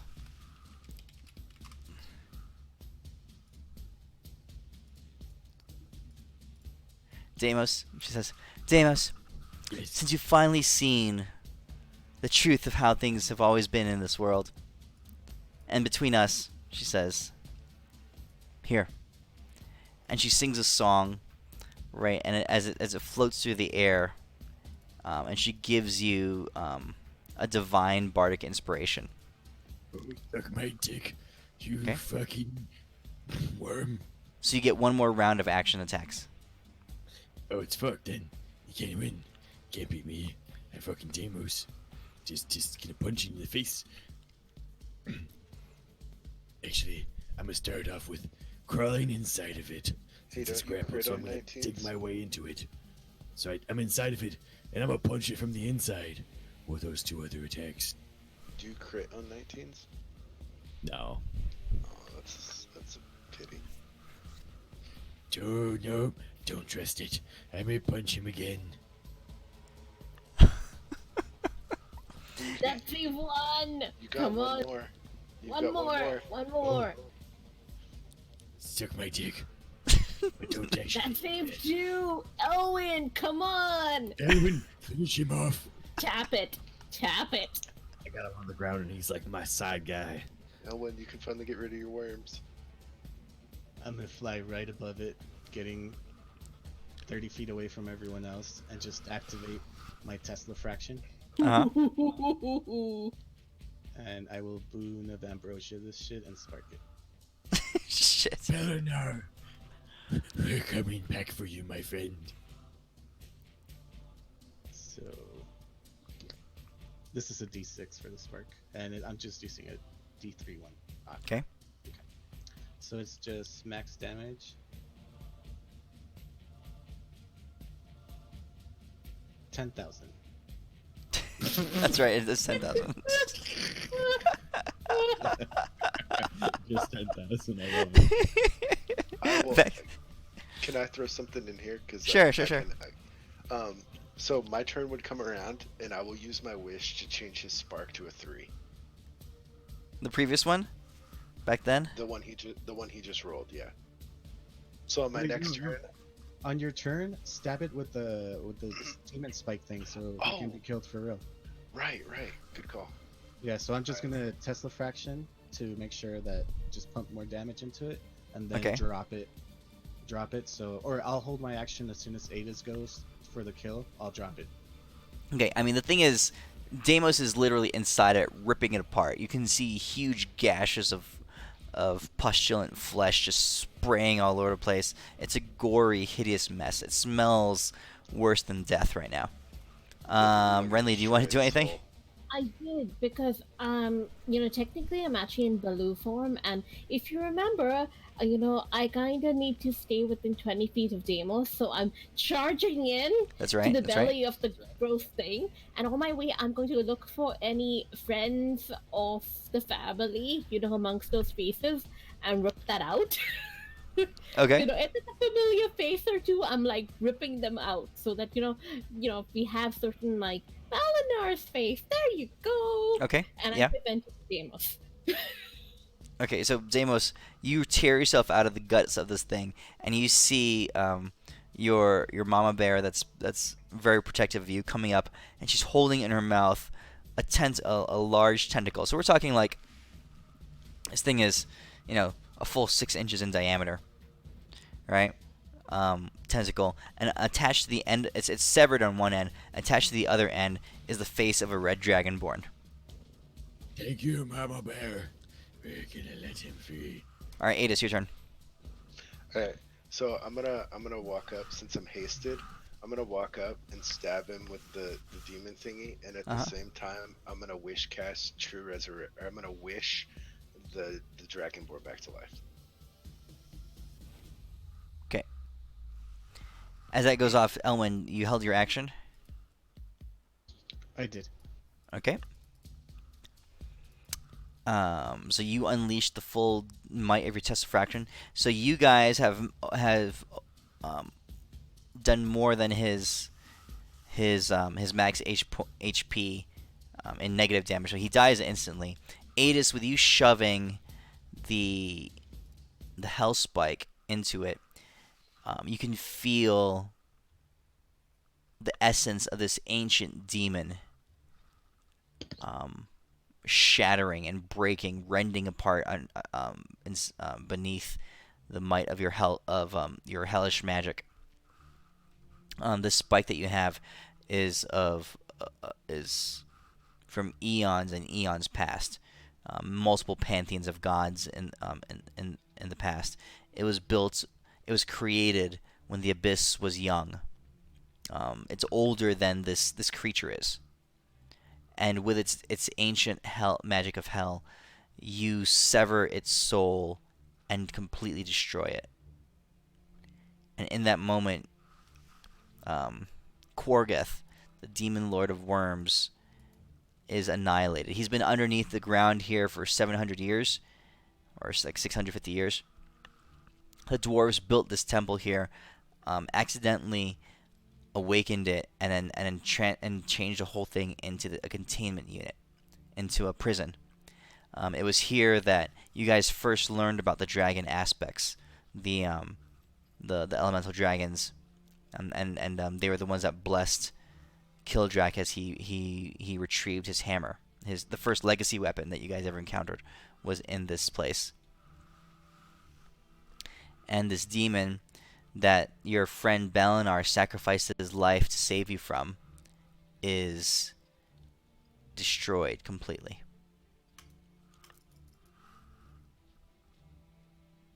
My wish more powerful. All right. So you're Or I'm trying gonna to bring try anyway. you're trying to bring back Balinar? My wish is I wish that Balinar was alive and well and here before us at this particular moment in time. Okay. And then it's just a wish. Yeah, just a wish. Because I Okay. figured something like that was going to happen. That's why I didn't wish true resurrection. And I'll spark it if I can. Yeah. Go ahead and roll it. I use my D5 one. Oh, and it'll be using that. Okay. Got a 4. Yeah. Yeah. You tear through your eyes and your hands, manipulating the weave and all of reality itself, pulling together nature and death and life, the essence of the flow of all that is, and channeling the death of this creature. You're able to pinpoint amongst the thousands and thousands of souls that it has devoured over the millennia, actually the millions of souls probably that's it's devoured. You, with your awakened eyes, you find the single being, the single entity, and you pull it back to the land of the living. And at the same time, using your arcane powers to reconstitute its body.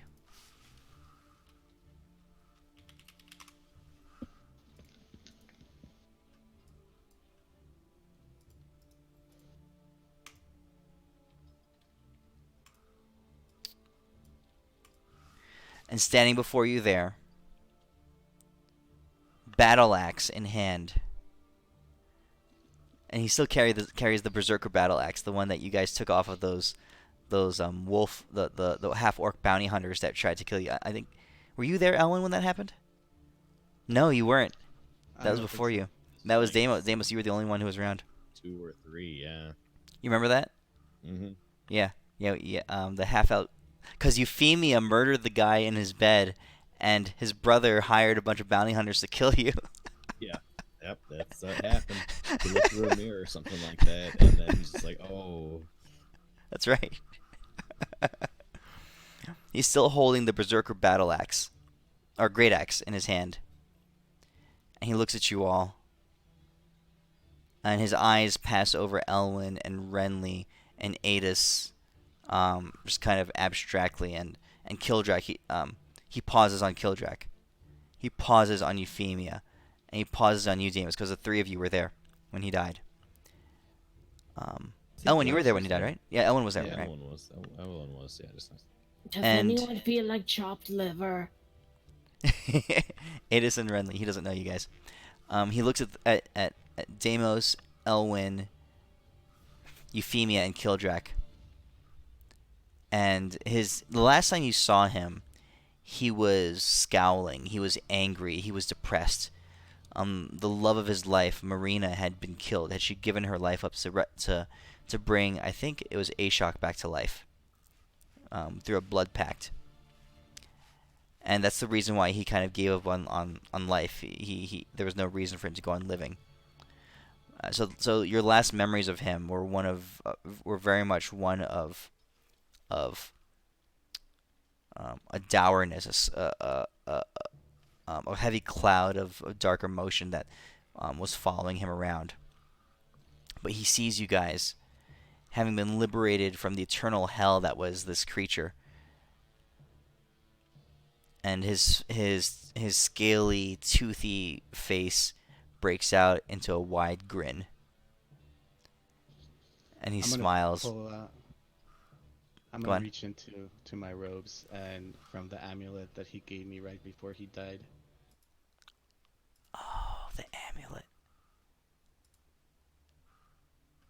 Oh, that's right. Shit. I forgot that. I'm gonna walk up to him, present it to him, and give him a big hug.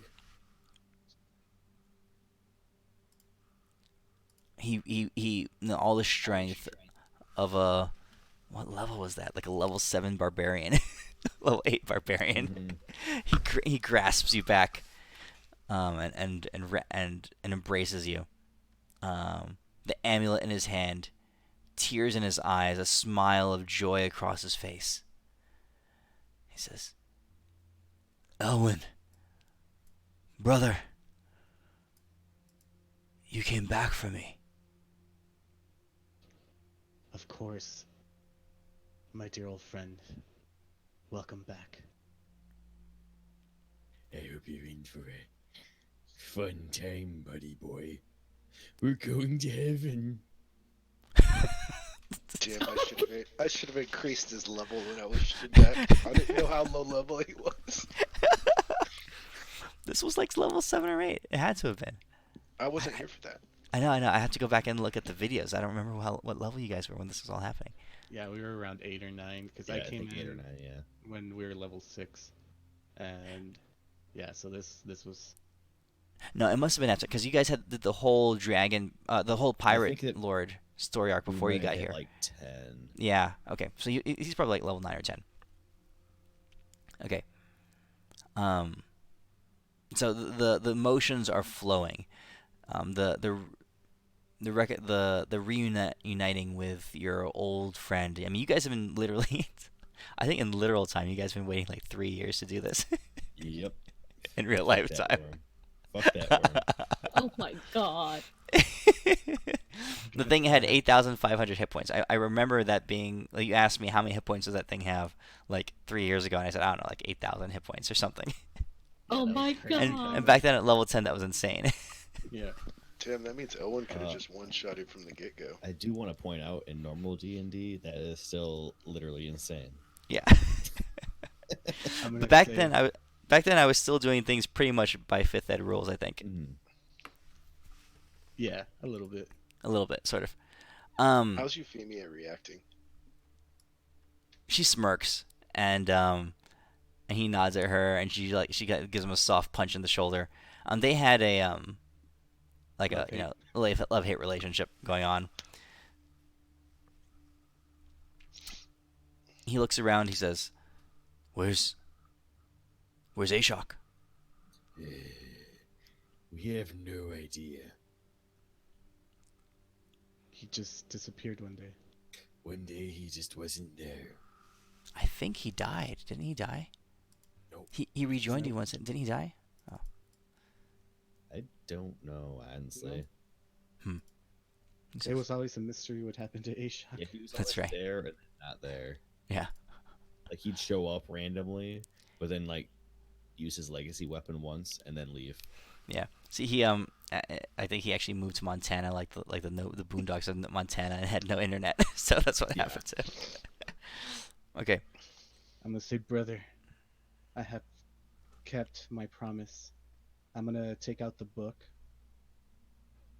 the Tome of the Dragons that Mhm. I have, Mhm. with all the information that I gathered for him. Mhm. He says, And because the cult had killed his parents, I think, or his Mhm. village. He says, "What of the cult? Did you find them?"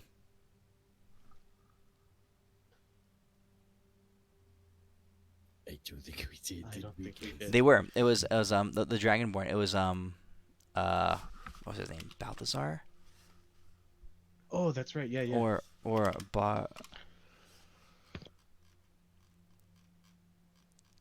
Bartolomir. That was his name. This guy. shit. Remember, you guys were summoning the dragons, Mm. the dragon lords, and the rest of him and his dragonborn kind were wiped out in the large battle. They were allied with the Goliaths. So that's the cult of the dragon. Yes. Notes. I posted on Discord. Found her. Oh shit! You actually What? have. Wow. I can't believe Want you to actually. save I us. can't believe you've actually been taking notes about this whole time. Yeah. You probably have more about the more information on this Oh, yeah. game than I remember. Write a fucking like 3-book novel on this shit at the end. That's right. I remember all this stuff. Yeah, I was like quickly scribbling everything while you said it. Dude, the You know, like I remember dropping hints about Nebularos and all that stuff like months and months before you guys actually found them. I was just thinking the other day that this campaign would make a great anime. It's been a long time. Okay. So, Balinar is emotional, moved to tears. He can't. He's looking at you and he says, "I can't believe how much you've all changed. How long have I been gone?" It's been like 35, 37 years.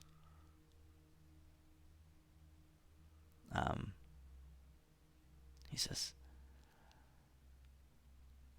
"My gods, you've done it all. You've taken the war to heaven."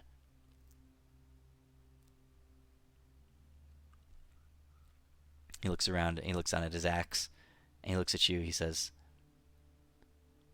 "I've got a long way to go, don't I?"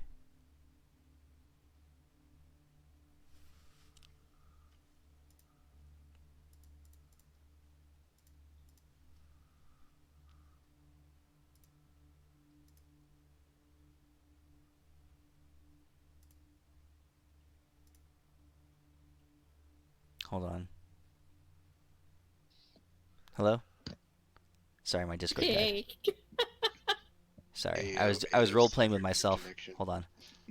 Oh no. All right, can you hear me? Yes? Yeah. Mhm. Okay. All right, sorry. So Balinar is looking around, emotional. He looks at you guys and he says, "You guys have done it. The cult of the dragon is gone. The dragon lords reborn, and," he says, "they fought in your war with you," because you're relaying the story to him. This is his reactions. He says, "And there are still some yet alive." It's been about 37 years since you last saw him. For him, anyway. He looks at you guys back and forth, and he sees how powerful you've become. He says, "I have a long way to go, don't I?" We're not saying it, but yeah. Spend a day with us and you'll get there quick. Or die. He I've still got nods. the chimichangas of revival. He says, "Well, my last 3 decades have been torture, absolute misery. He says, I'd love a rest, and after some time has gone by, just let me know what I can do to help you guys on this plan of yours." So you remember all of that when you were in the worm thingy? He says, he nods his head. He says, "Every second of it." I could fix that for you if you like. He shakes his head. No. No. It's in the past now. But,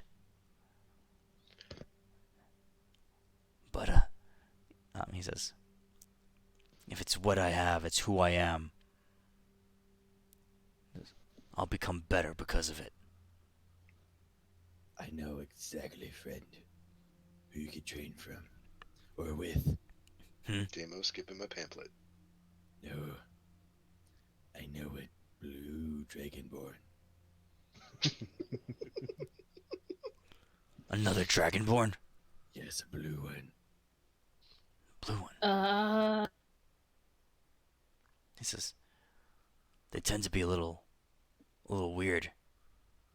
He Yeah. was my backpack for a little bit. What? But And that, you could put him on the right way, my friend. Also, you'll be trained by an archangel. What? With a Sexy mad ass voice. Sexy ass voice. I mean, this guy's a red dragonborn. I don't think he's gonna be down for the same stuff that blue dude is. No, he's the big boy. Balnar, you're in charge.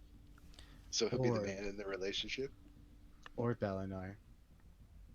If you wish to take some time, I have met a young man, a young boy, that is in awe of you. You are a hero to him. He even named his greatsword after you. Really? He could use a lot from your knowledge if you're looking for something to do in the meantime while you recollect yourself. He says, I would love a little bit of time to recenter myself. I do want to help this world and what you're doing. He says, I've been disconnected for so long, but even in the depths of that demon's, he says, and from the depths of the abyss, I knew that this battle that you guys are locked in had, he says, the results of it was sweep through the heavens and all of the planes. I sensed that. This demon knew that deep within its soul. I want to help. Yeah, give me some time, but don't forget about me. Let me know what I can do. Do we have a phone we can give him? Sure. Do you want to come back with us? Right now, back to everybody? And then you can make your way from there. Just, we've got nothing else to do. I'm going to take a quick look around. Okay. Make sure we're not leaving anything.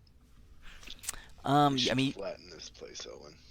yeah, you guys had cleaned this place, really had cleared this whole place, every room of it, back when you explored it, and the demon had broken out and basically torn the place apart. So a lot of the rooms, the walls, and the traps and all that stuff have all been shattered as the demon has been running rampant through this place.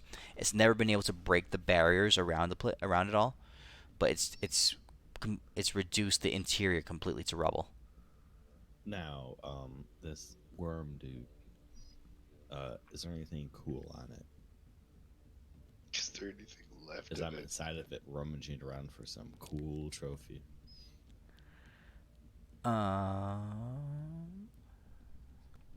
I mean, whatever you can grab whatever parts of its anatomy you wanted. I mean, what do you want? A tongue, or He wants the Mhm. balls. We're gonna get it. I'll take its tongue. all right, yeah. You had a tongue before. It stuck its tongue out, and you guys shut the door. Yeah. Yep, that's it. All right, I'm taking the tongue. We got a lot of sparks or something out of that, like lots of light. Pretty That's much, I right. figured, like, The souls. That's Oh, right. When you went to hell, you traded it yeah. because it had a bunch of souls stored in it. But now we've released all the souls. Oh yeah, that's right. What's this guy's name again? Who? Big green worm. Big purple worm. Korgoth. Qoorgeth. His name was I Korgoth. remember we were taking a long rest when we were in the dungeon when we came the first time, and we had the big demon dong. And That's you guys tried right. to pull a prank Yep. on me, but it Yep. backfired. That was in here. I remember that. Okay. Hey Owen, before we leave, do you want to flatten this place? It's already pretty much destroyed, right? That's what you said, Midas? Yeah, the interior is shredded. Alrighty. Okay. So Balinar, level 10 Balinar is with you. We'll just call him level 10. He's like weaker than the kitten, than the let's be real. Hey, Elwin, just give him 130,000 experience, and he'll be level 20. I don't have a ninth or a 10th. I used them without needing to. Yeah, we thought it'd be a lot tougher. Well, if we had known Elwin could do all that, or one shot him out the gate, we should just let Elwin go first. Also, I'm also gonna go with this though. Like, I'm pretty darn sure that like all the things we're fighting are like the top echelon of like all these things. Where like still like these guys are pretty fucking powerful. We just kind of got lucky. Yeah, because we just came out swinging and rolled how many crits? How many? You rolled like Oh. 3 crits, didn't you? I say that, but also like like those like our crazy dragon dudes. All of them would probably get their asses kicked by this guy.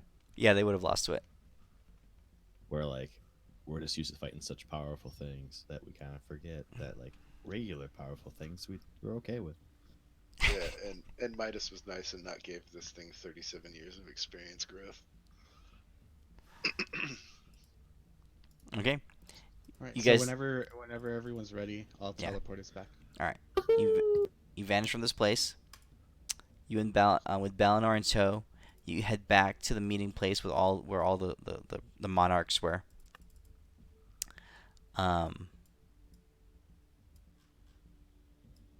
We were literally gone for like 5 minutes. Yeah, it wasn't long at all.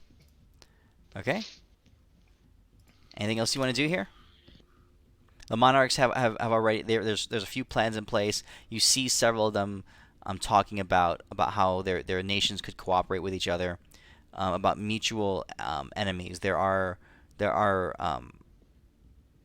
hostile tribes and hostile nations. A few humans that are problematic, but also bands of orcs and halflings, or not halflings, but goblins and that kind of stuff that have become like a plague across the land. So they're talking about ways that they can marshal their forces to help each other and bring peace to the land, that kind of stuff. What do you guys want to do? I'm gonna introduce Balinar to Gwaine. Gwaine, okay. I don't have a picture for Gwaine, but Yeah.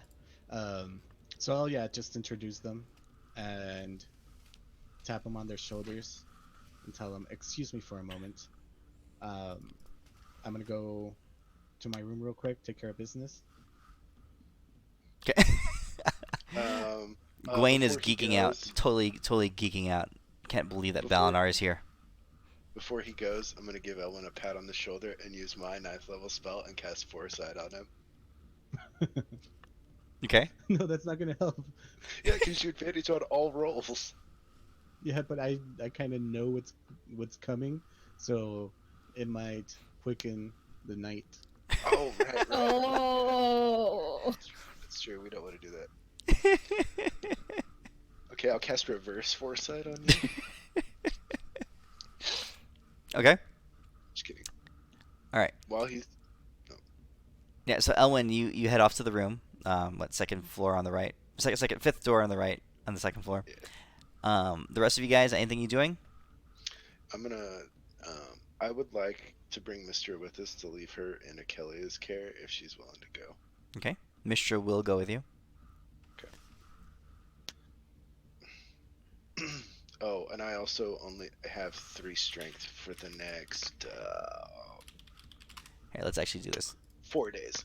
Let's actually do this role playing here.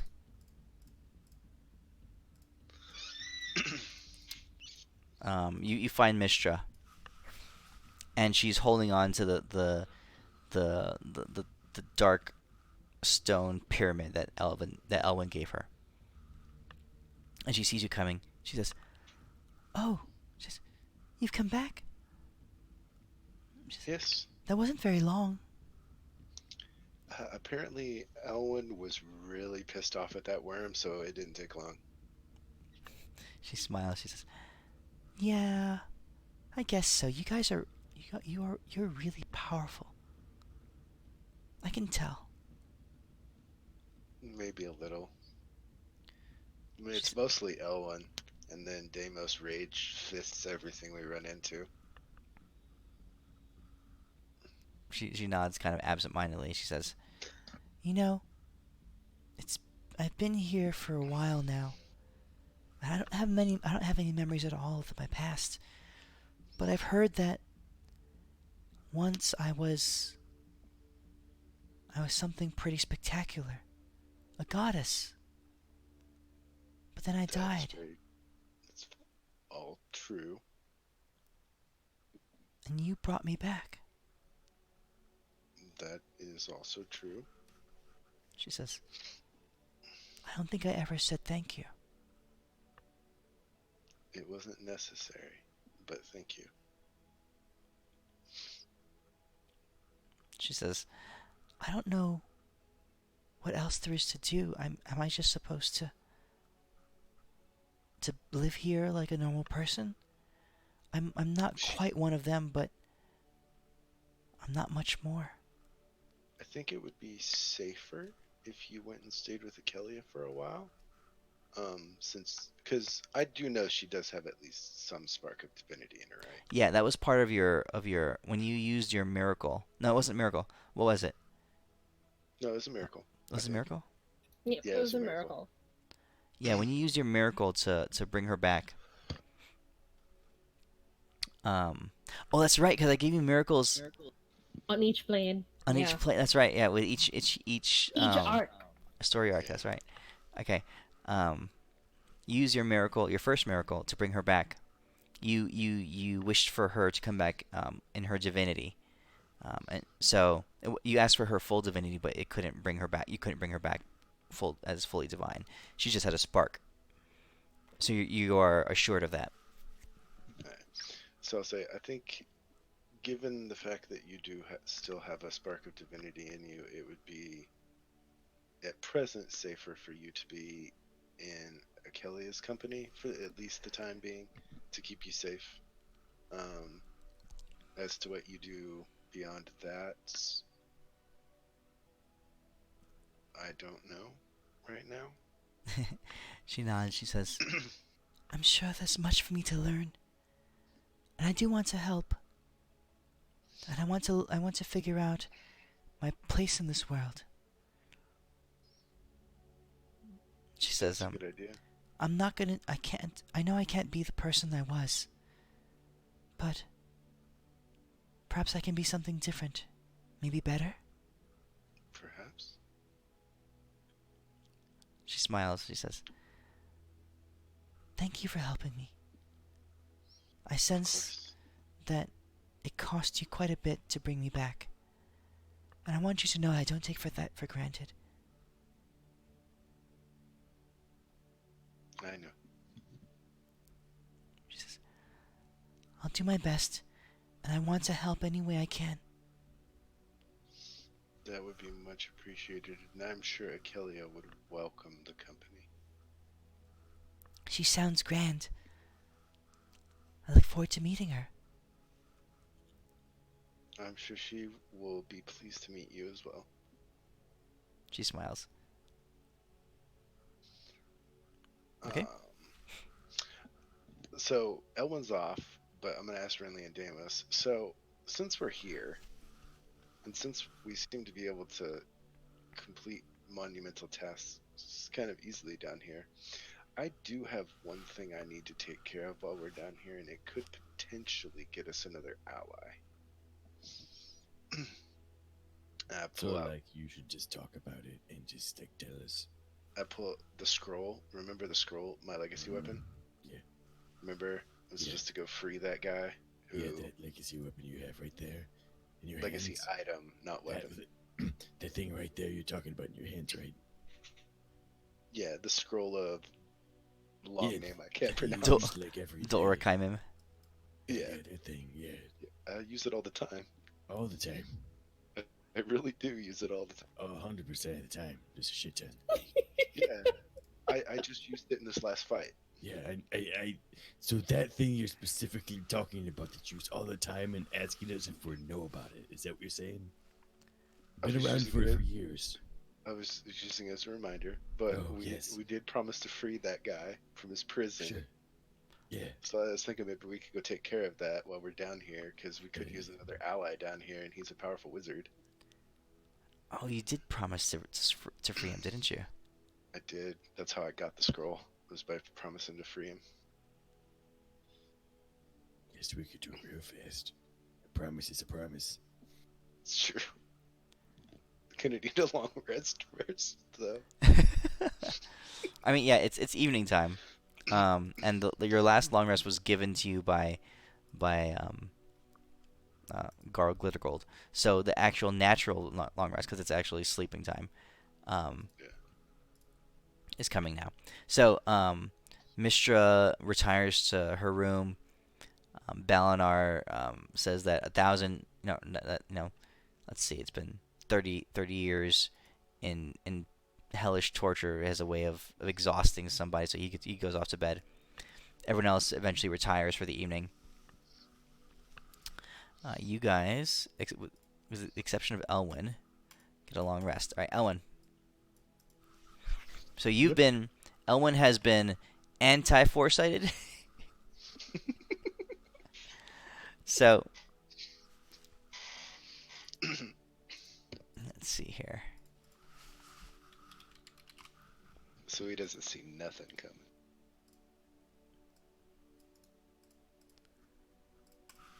He sees nothing coming. All right, so Elwyn, Eloise is there waiting for you.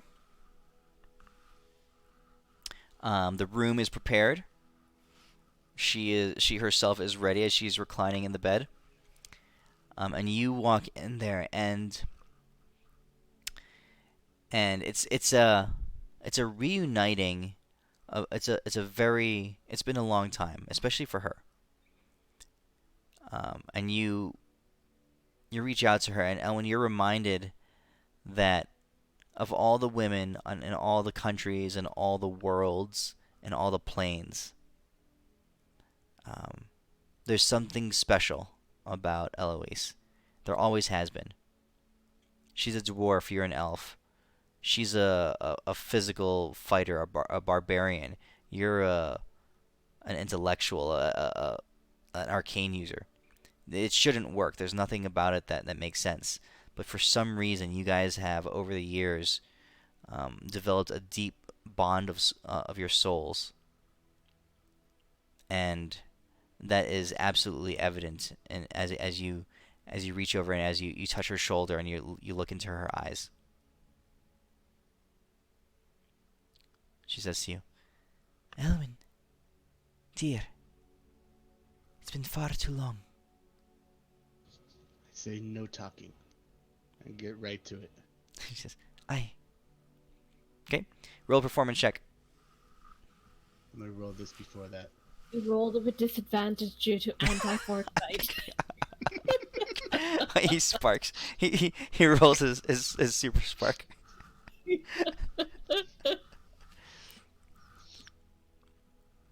Okay. To call the experience otherworldly would be doing it in injustice. The night is beyond magical.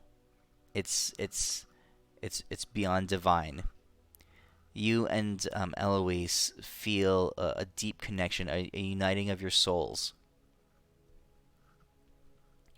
And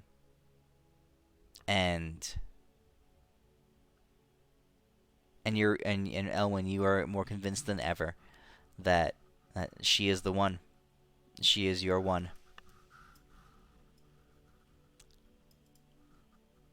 And that's how the night goes on.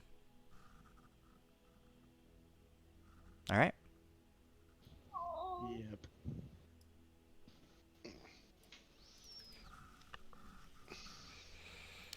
Did you propose, Ellen? Or wait, aren't you guys already married? No. It's disgusting. He proposed, but you guys never got married. You gave her your ring, right? Mm-hmm. You totally put a ring on that. Yeah, she's been engaged for 30 years. She cheated on you. Only Dingo stood by your side. Oh, endgame. Okay. Just saying. All right. What else do you guys want to do? So, Adis, we'll say that you, over the course of this day,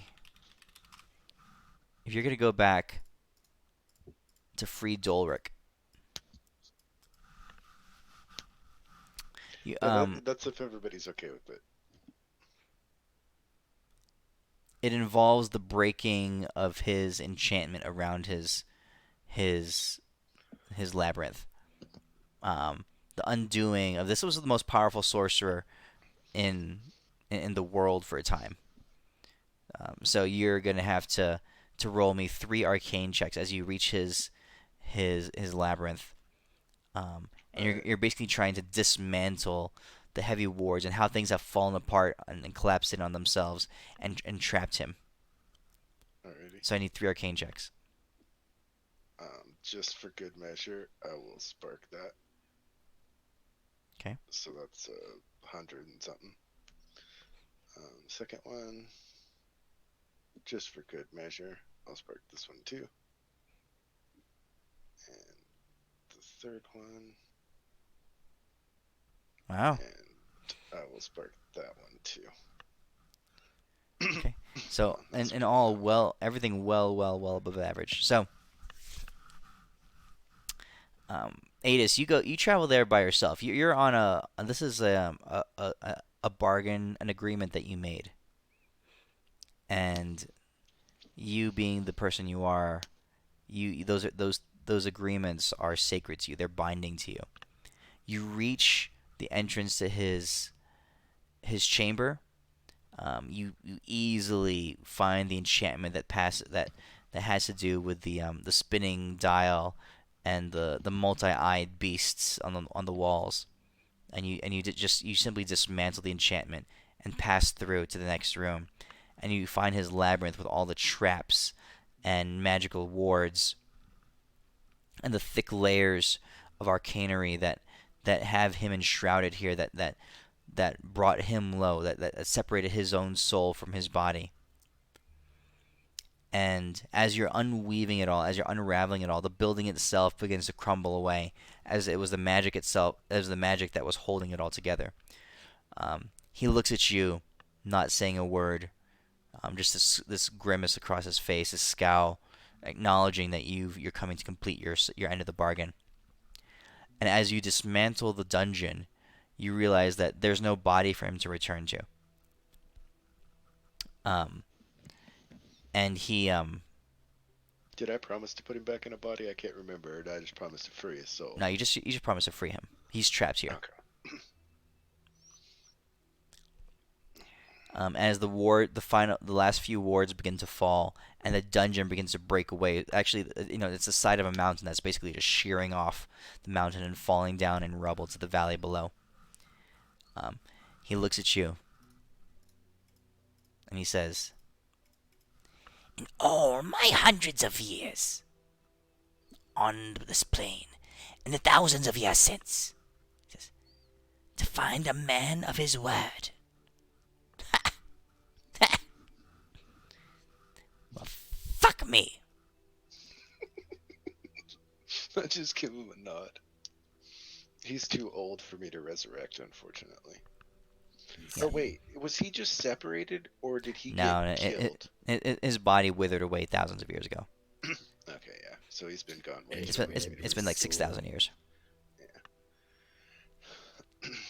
He looked at you through the glass as his dungeon is falling apart and breaking away as the mountain is collapsing in on itself, and he says, "A man of his word.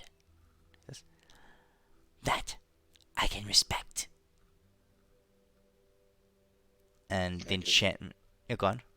I give him a nod as he, I'm assuming, goes away or whatever. Yep. The dungeon fades away, and his enchantment breaks, and his soul flies free to move on to the next world. Now, does he wanna get shoved inside of a weapon? I ask him. You're not there. I went by myself. As he's moving away, and he looks at you, and he says, his last words just said, "Last time I saw you, you had tits." and then So he much and, for you. and he vanishes. He's not lying, guys. And then I'll teleport us back. And tell everyone I'm ready to go.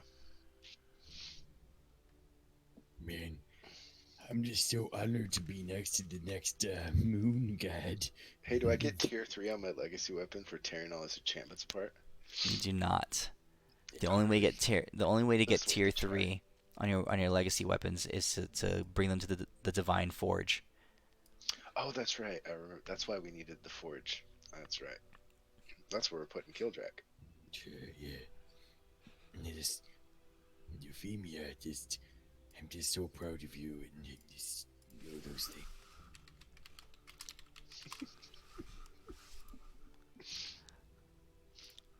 I think she's proud of you too, Damus. I hope so. But don't tell her I said that because I don't want to die. You know what, Adis, I know that you're the big fan of Euphemia. I know you talk about her in your sleep and during the day, and it's just Well, come on, look at she's that so rack, good. bro. She mean- was so nice to hang around with us. Look at that rack, bro. I mean, if you weren't so. I into would never she look would at that appreciate rack. it too. Right? She's- Of, I would Oh. just guess that would never. And as you talk about that rack, Euphemia hears it and just stops you from across the room. Renly, you really liked Euphemia, didn't you? I loved Euphemia. Yeah. Yeah. Yes. Look at us. He's such big fans. We trying to just impress her by climbing the mountain. Gil, I'll bet I still have that email you sent me. Oh my god, I'm just like PTSD, man. PTSD. Were you trying to get kinky with her at some point, Renly? No. It Oh, was, no. The other way around. Like, it was the other end of the spectrum. no. I Renly love joined. Euphemia. She's an awesome character. Renly joined the game and she played with Euphemia for like 6 weeks or something like that. And she writes me an email that like she was literally having a nervous breakdown or something because she couldn't play with Euphemia. Yeah. So that's why Renly quit for a while. Yeah, I was like, this bitch. Oh man. Yeah, this like Euphemia is a character of like bitchiness, like of epic, like godlike proportions. So Well, now she is a god. And then there's Euphemia. Hey, Elwyn, can you get us back up top, or do I need to gate us up there? to get back to heaven, Yeah. either one, I think it's gotta. Okay. either The- you can, but specifically you can't go to anywhere in heaven. You have to go to the Luminant Beaconary. Right. But I didn't know if Elwyn already had a way back or not. My only idea is gate. I Either one will work. teleport us there. Yeah, either one will Guys, work. it's very easy to Gate go won't through. work. All you have to do is close your eyes and jump, and that's how you go and explain to you guys not understand this. Well, show us how it works, Deimos. Close your Alright, eyes and I- jump. Close my eyes and then I jump. As soon as he jumps, I'll teleport us all. You fucking fools! You see, I did it again. You just You stomped guys through didn't even- space and time. Didn't even see this coming, did you? It's not that hard. And if you want to go to hell, you jump downwards. Deimos, So this easy. is Makes sense. this is monumental, dude, because you just stomped through space and time, so you I can now jumped. I stomp through didn't it. stomp. I jumped. No, you didn't see it when your feet came down. You literally, your feet just blasted a hole into heaven. Oh, I'm so sorry. I feel. Okay, just don't tell anyone. I don't have insurance on that type of thing, and I don't want to get. Oh man. The crazy thing is, oh man, like when you were in miracle form and you're actually tearing through space and time, it's like, oh man. All right. That was the So you It guys, is a Alright, false so- sense of reality. He Yeah. has no idea what's actually going on. So Balinar, Euphemia, Kildrak, Mistra came with us, right? and Glitter. Glitter Gold. Was Okay. anybody else supposed to come with us? No, you guys hooked. So Balinar and Gwaine had hit it off. They had become friends, but Balinar said he had something better to do. What did you do with Max Dastardly, Gwaine? Um, what was the other To guy's names? spread the word of My guy, Tempest. Zil- my guy I'm probably just up and more left because y'all are powerful. assholes. Zilona and Brawl. What did you guys do with them? Brawl just like leaves. It's like fuck you assholes talking about my pants all the time. Fuck you And, bitches. I'm out. and as they I leave, don't know what he's everyone doing, in the but room breathes deep and gasps with relief. um, And he reaches down in his pants and pulls out a big wad of shit and just throws it over his shoulder back at him. I knew it all along. He had shit in there the whole time. He just pretended he didn't, but he did. Large quantities of it. I would probably tell them that Telephos is in charge and their duty is to him, whatever he needs them to do. Okay. So says Elwyn, the fire god. Gwaine And, nods his head and says, "Absolutely.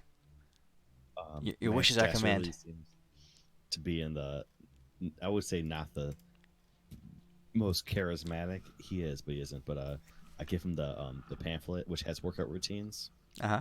and apparently large quantities of tentacle porn. But it's got both. He's like to follow these things. He's a convert. Okay.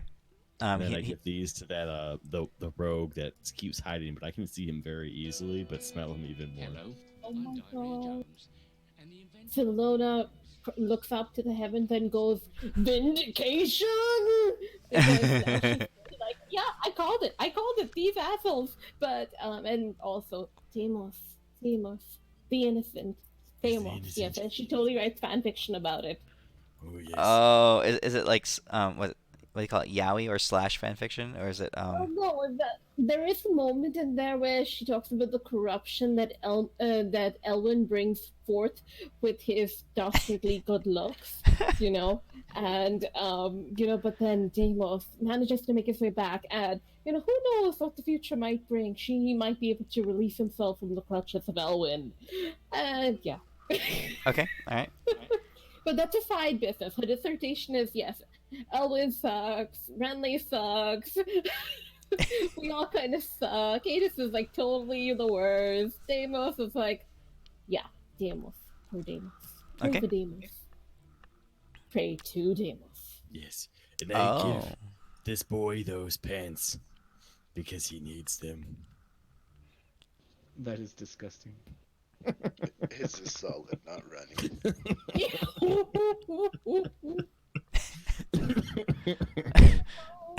It's straight gold. That's straight gold, guys. okay. All right.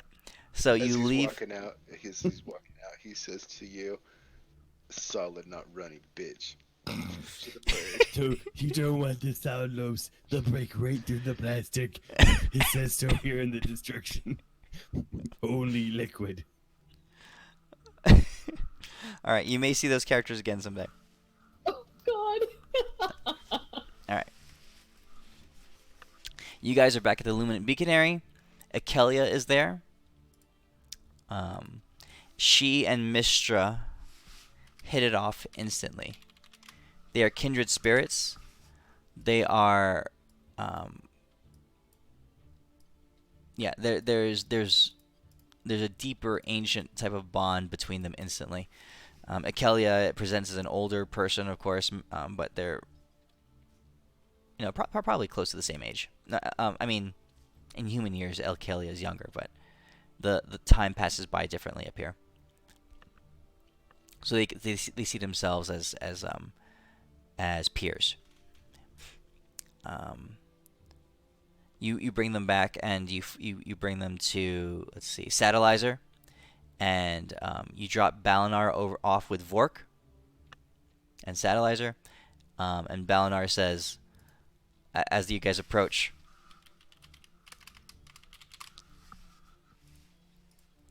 and you hear the simultaneous sounds of screaming and anvil clashes and a little bit of weeping at the same time. Balinar pauses and he says, "What the hell are we walking into? I would prefer that you just don't ask questions. That's what I found out's the safest option. You're saying there's Just an roll with it, man. Roll with it. you're saying there's another dragonborn in here though, right? Yes, But he's blue. yes. He goes, fuck. Okay, It's kind of odd. all right. Well, I'm supposed to just hang out here and train or help, or what am I supposed to do? I would train, make sure you don't get one-shotted. Or Reserve we all- judgment for after you enter, please. Okay. Is that all I right? mean, 10 minutes after you enter, not Okay. immediate. It's You okay. know, Just for Oh. rations. 10 minutes. All right. Open mind. Got it. Open mind. the one law of the Midas King is everything does a lot of damage. Balinar, whatever Yeah. you think about, Pump it up. whatever you think about Blue Dragonborn, your opinion of them is about to drop about 100-fold. Just a heads up. Not sure that's possible, but okay. Oh, I'm sorry, but actually, Challenge accepted. I'm sorry, but yes, prepare to be disappointed. That's the best way to say this. All right. He says, all right. Well, if You this guys wanna is take- yeah. Oh, you guys want to take bets on how many dildos the Blues got in him? No, I don't. It makes me sad. Walk inside. in, walk in. We're going in. Eleanor, one last thing.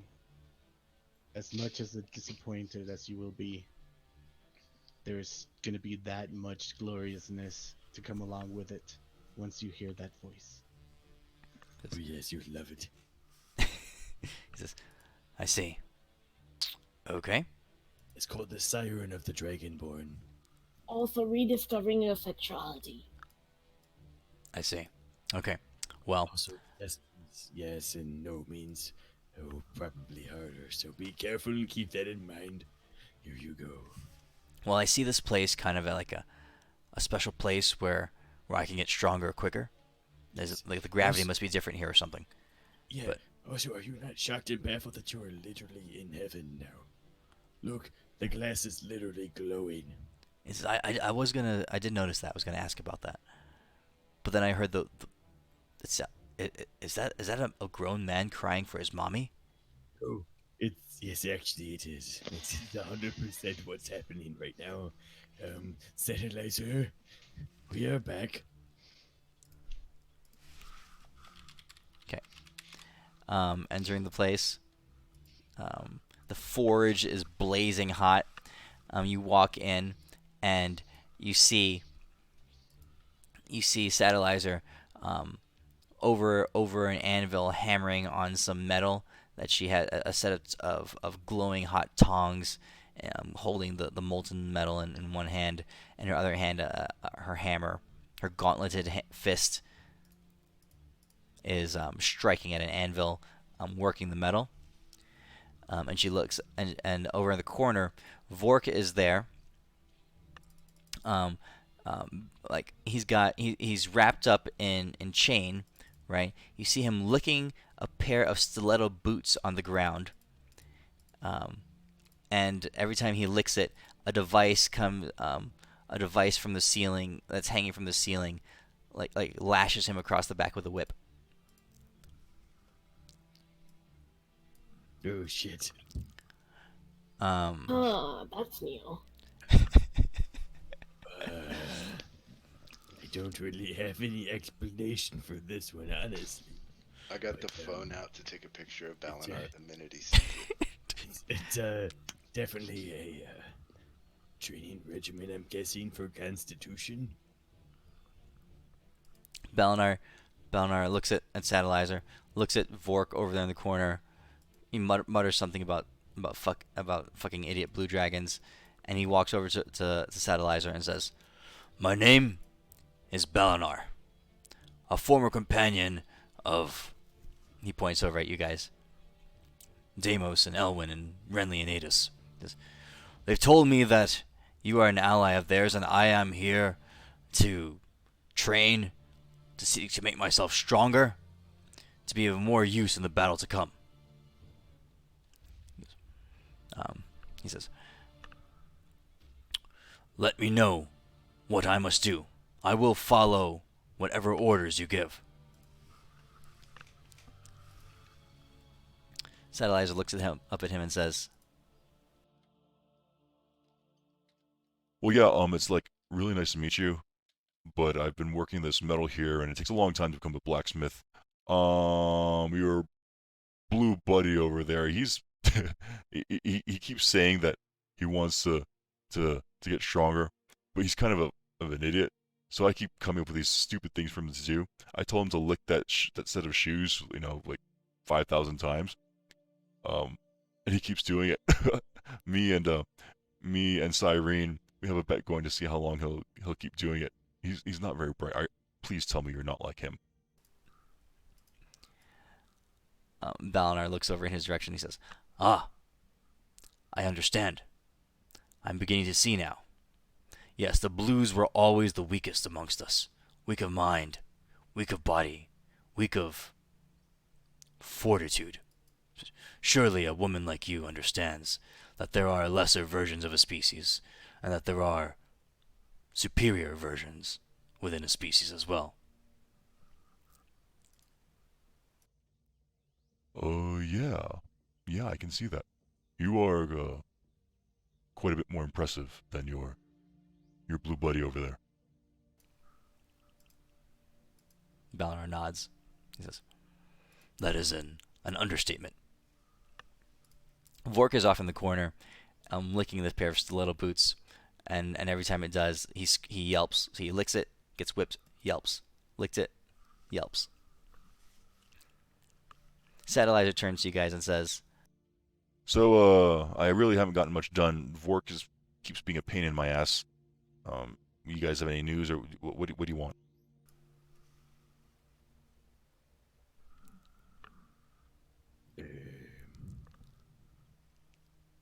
Was point of order? Was Satellizer making anything for us while we were gone, or no? I Was feel she? like we I were don't remember. looking for a set of, and I point towards Demos's hat, and then the new tongue that he ripped out, or whatever he ripped out from that worm. Like, could you make an ensemble piece with that? Because She didn't we take like the balls or something from that last guy and give to her? she goes, Yeah, about that. I use the balls to skin my new pair of stiletto boots, and I use the Ooh, tongue nice. to make a lash. That causes a fair amount of pain, non-permanent damaging pain, but like real slapping in your face kind of pain. Vork's currently using both items right now. He's indisposed. Good use. For He that. can keep them. Yeah, good use. I approve. Once you're done with them, you can give them to a lady called Euphemia. Yes. Elohim, the fire god from the sky, who's standing here with us? saved the world. And Renly. also the level above us. And we brought Ren- back 2 god things to go to stuff. Technically, we brought 4. Deimos, Yes, Euphemia comes up beside you and she says, "Deimos, yes. I didn't think it was possible, Her. but I think I finally found a bigger bitch than you. Euphemia, That your that words honor me. What you're saying right now, and even acknowledging me, it's insane. I just am so excited for you to become the queen of the moon. I mean, it's gonna be great. Just every time I look up, and your presence is just bestowing upon us smarter people. And it's fantastic. Roll a deception check." You know shit. Oh, wait, you'll fall for it. You're still foresighted, damn it. Can I'm I? a Average. fucking genius. Can Instead I- of a 1, it was 11. Can I spark his deception? It doesn't matter. She believes it. Oh, hey, she's going for it. You dropped a 2. If you had rolled a 2, she still would have believed it. That would have been a 1. That would have been a 1. Okay. So Vork is off in a corner, doing penance for some bad thing that he did because he's a bad boy. Balinar and Satellaizer are beginning to talk about weaponry, and she's a little bit impressed about his healthy knowledge of blades and armor and that kind of stuff. Balinar turns to you guys. He says, "I believe I can be of use here. There's much that I can learn, and the ways that this angelic creature is working this metal." He says, "Wow." He says, "This will be a good place for me. I have rudimentary blacksmithing skills." He actually did have blacksmithing skills. Yes, but this is something far beyond. Go boy. I'm proud of you. Okay. So you leave Balinar and Mistra here. I'm gonna pull Akelia to the side if I can for a second Okay. to talk to her, and I'm gonna say, how to put this? I give her a bow and just say, please look after her, because as I'm sure you're aware, she means more to me than anything in this world. So look after her, please. Achilles says, "I don't think I could do anything else. I can tell already. She's a very special girl. And she and I have a lot in common. She's already, I've just met her, but she seems like a sister to me. She will be safe, as long as I'm alive." Thank you. Kelly is Okay. aware who she is, right? Yeah. Okay. All right. Good to know. Well, So assuming you now know, you have Euphemia and Glitter Gold with you still? And, yeah, what do you guys want to do? and Kildrak, right? Kildrak? I don't think Kildrak went with you. Did he? Yeah, because we're taking him to the forge. I thought. Didn't we bring him with us, Elwin? Well, if Euphemia came, I think. Oh, that's right. Kildrak would have come. Okay. Yeah. I'm still not quite sure why we have Euphemia with us, but okay. Because we're gonna give her the other sigil on the floor with the maw, She'll be stuck there. Okay, great. and make her goddess of the moon. Yeah, that's fine. Since Glitter Gold's gonna be her bitch now, we should put them both in the same place. So Oh, Josh. Yeah. exactly. So, Elwin, if you please. Alrighty. So I will teleport us to the Vigil in Lunaria. Okay. All right. You guys travel to Lunaria. The vigil is held by the rulers of the nations under the sea. Yeah, so you've got all those people that we had before. Specifically, Ursula, right? No? Yes? yeah, Ursula's there. Didn't Elwin get married last time we were here, or was that Deimos? Deimos. There was a lot of tentacles. Right? Yes, No, it was Deimos is definitely married. I don't But know if didn't that makes no Elwin sense. marry a princess though? No, they did not get married. Oh, they didn't get married. They had talked, and there was definitely a little bit of chemistry between them, but you did not actually establish anything with Corinna. Yet. So you got, Ursula, Corinna, Delvinia,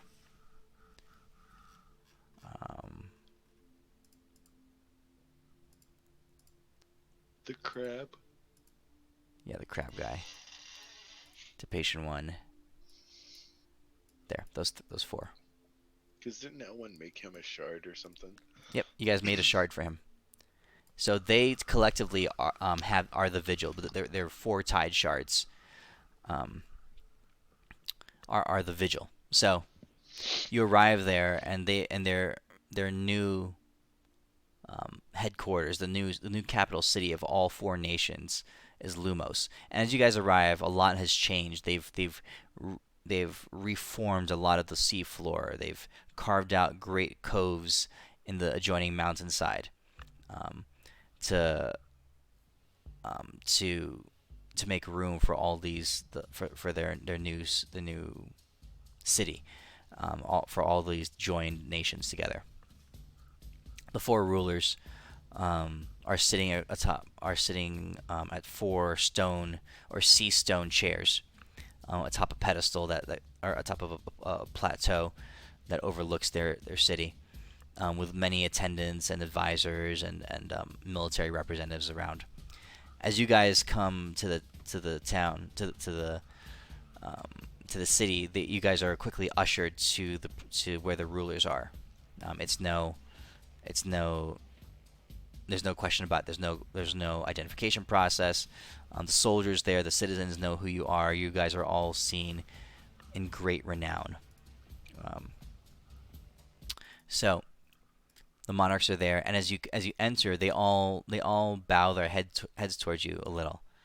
They acknowledge who you are and what you've done. Corinna says, "I speak for us all when I say that we are glad to have you back, and it seems you have brought some friends from a world beyond. Are they the hope that we have for our lands? What plan do you bring with you?" They're gods, and they're taking over the vigil. This is Glitter Gold, previous god.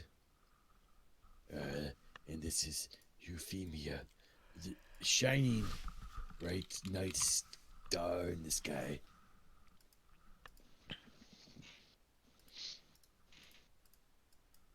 Euphemia and Glitter Gold present themselves. Euphemia says, she walks up straight to them, and no, Renly. So when you guys rejoin the vigils, Elwyn can now teleport to the vigils, and not to the gate points. Yeah. Okay, cool. So Euphemia says, she introduces herself, and says, she promises to be a just and moderately benevolent ruler. She acknowledges Glitter Gold just briefly. He kind of nods a little bit, and she continues to talk about herself and about how great how great of a moon goddess she will be. So none of their tide shards were Saloon's tide shards. Were Saloon's vigil. It was the other one that you guys had pieced together. I forget where you put that, but let's pretend that it's here, it's present, and that she can take ownership of it. Yeah. I feel like they were followed it, but I'm not sure. Like, It's I right think he had to here. poop it out. Yeah, It's either right here. Elwyn or Deimos has it on him. Okay, let's pretend Deimos has it. Euphemia says to you, Deimos, she says, "Well, Deimos, it seems it's time." I'm proud of you. I always knew, and I still see greater things that have happened from you. It's just, I'm so proud that I even know your name. Here is the vigil. She says, "And Deimos, you've grown a lot too. I will." She says. She looks at you. She says, "I'll admit, I never thought there was a bigger bitch in all the plains than you, but I saw It's one true. today. So The plains are large and there's a few bitches. she says, I saw a bitchier bitch than you. So Your words are majestic. she says, give me my damn vigil so I can become Right here one for with the you. moon." There you go. I suggest doing it as quickly as possible. She takes it, and as she holds it, the divinity within her resonates and she joins herself to the vigil. And as she does, her hair begins to glisten. It was white before, but now it's actually shining silverish with a silverish tint to it. Um, her skin begins to glow as well. She transforms. Her body grows in size. She previously she would have been like 5'6" or something like that, 5'6" Now she's growing 6 foot, 7 foot tall. She closes her eyes when she gasps as she's holding the vigil. Euphemia is now the gatekeeper of this realm. Quickly, before Glittergold figures it out, give him the other vigil. The four monarchs nod, and they touch their vigils together. And as they do, they mutter words of power, and a shard of light. It's not a physical shard. Forms between the four of them. Right, and they pass that shard of light, that little mote of light, off to Glittergold, so they retain their tide shards, but he is the master of the vigil of it, and he puts his hands on it and he holds it, and he closes his eyes and he nods a little bit, and he says, "I never was one to have my own vigil."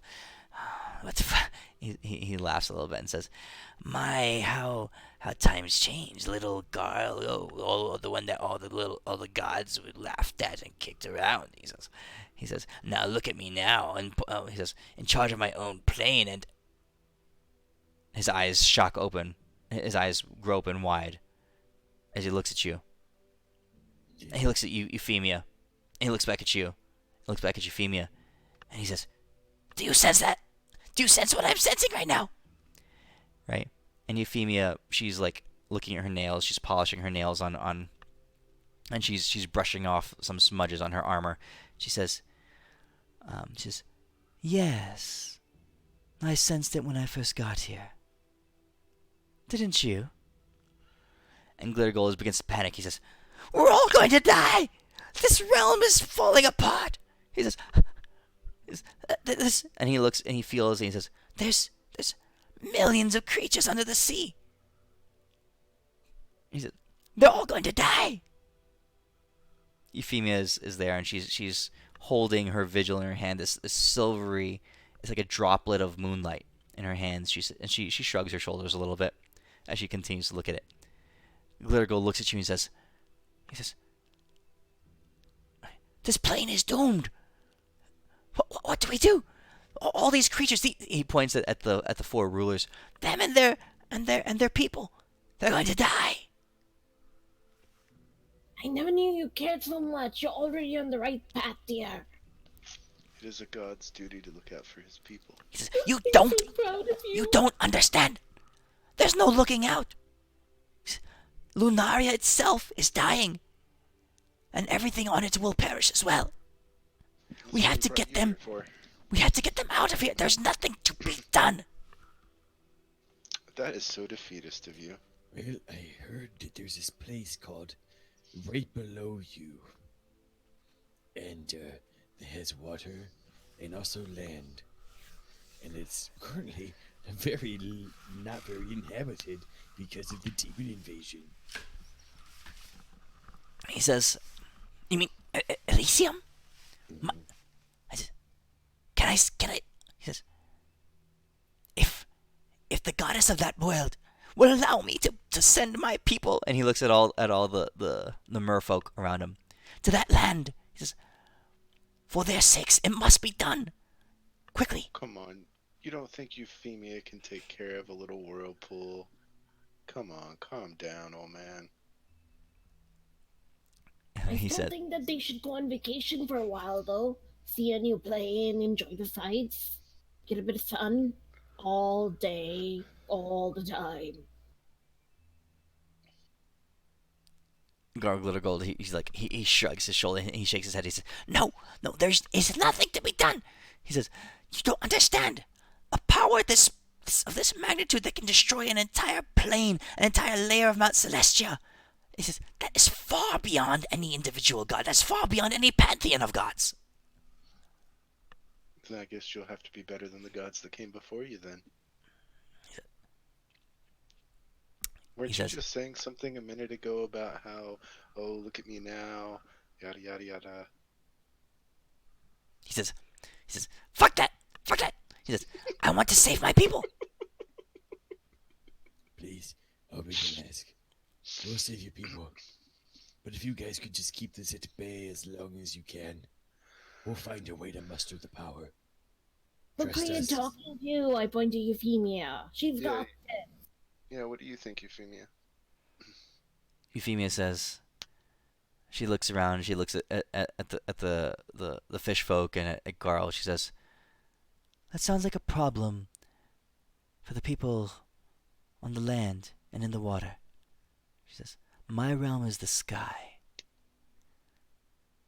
And she looks up at the moon. She says, I think, and she's like, I think I'll decorate the moon with, and she begins to rearrange how she wants the moon to look in the sky. Sounds about right. But if you guys could both try to keep this at bay, and we'll find a way.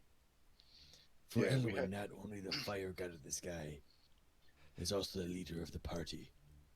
Yeah, we have a plan to deal with the whirlpool, but we need to get we need to get to the next level first. And in order for us to travel up and down the mountain, you have to hold these vigils for us for as long as you can. Once we get to the next level, we'll be at the Divine Forge, which we will use to make some cool shit, and then we'll come down here and we'll bitch slap that whirlpool. Sound good? Good, old man. Garl says, Wait. Now that you guys, now you don't have any more insight that you have taken over these vigils to tell us how to deal with the maw? Glirgol says, he says, I have worlds more insight than I had before. Let me tell you, he says, the maw is far, far beyond. He begins to shudder. He says, it's consuming this entire plane. And the moon too. But you're not telling us anything we don't already know, Glitter Gold. More insight is what we need. He shudders. He says, I need some time. I need some time to look into it. He says, but first, he says, I must talk to Akelia. I must evacuate my people. That's on you, bro. Euphemia says, she's looking at the moon. She says, yes, do that, Glittergold. And she pauses. She says, Deimos, Elwyn. Yep. You wanted passage to the realm above, didn't you? Yes, it's cool. She says, well, if your benevolence lets us. Let it not be known that Euphemia is not a generous goddess. She smiles, and she like I said, she's looking down at you now because she's 7 or 8 foot tall. She says, as a token of my appreciation for bringing me to my rightful place in the heavens, I will grant you access to the gateway to the next realm. You're amazing, Euphemia. Yes, I know. But, she says, it's but a small thing for me, and I know it means the world to you, so. Thank you. Thank you for all that you've done. She says, she says, it's quite all right. Don't expect it to happen again.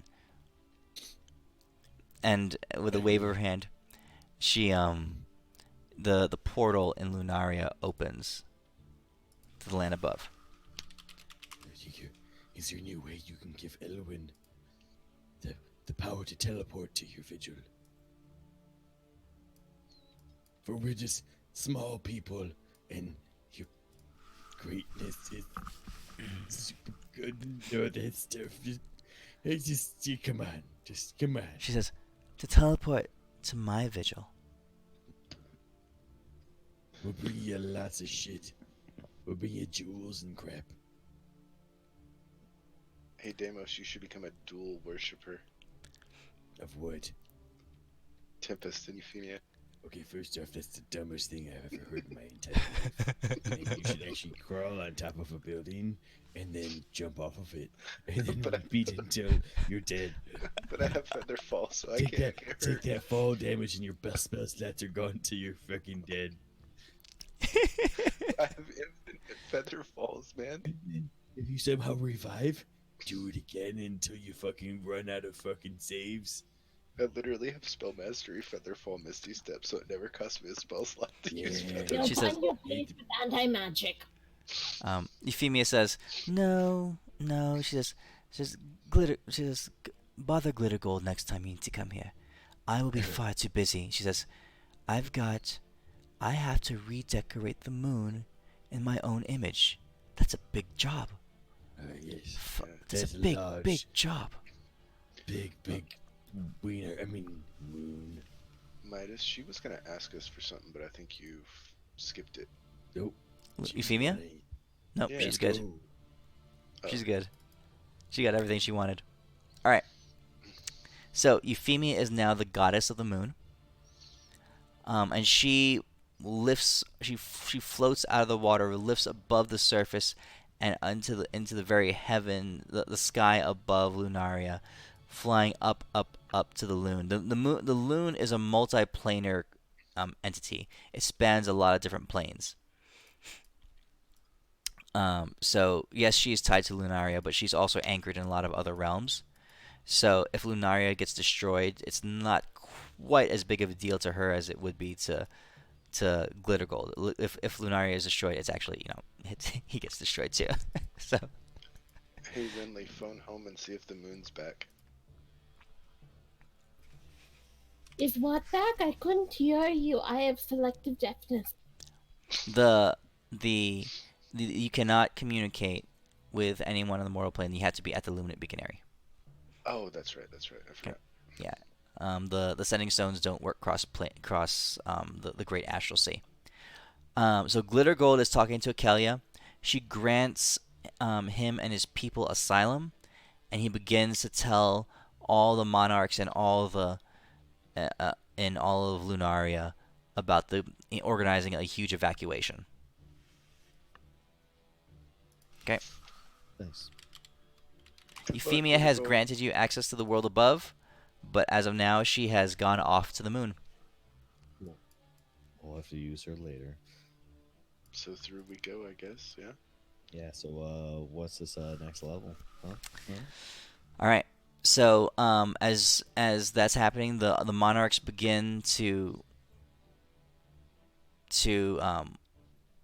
work organize the evacuation. Glitter Gold is working with Akelia. They open a portal to Elysium, and the evacuation begins. Corinna pays you a visit, Elwyn, as they're leaving, and she says, well, it seems we are heading in separate directions yet again. Will we never have time together, just the two of us? We will have all the time in the world once rid this place of the demons, and we get the maw out of your world, and we can bring you back. Fight She must go on. Yeah, she smiles. She says, I look forward to it. And she goes on her way. Hold on. Before she goes, let me check something. Okay. Yeah, I don't have another ring. I'm gonna put it on my to-do list. Also, if you're ever on the mortal plane, you should meet his other fiance.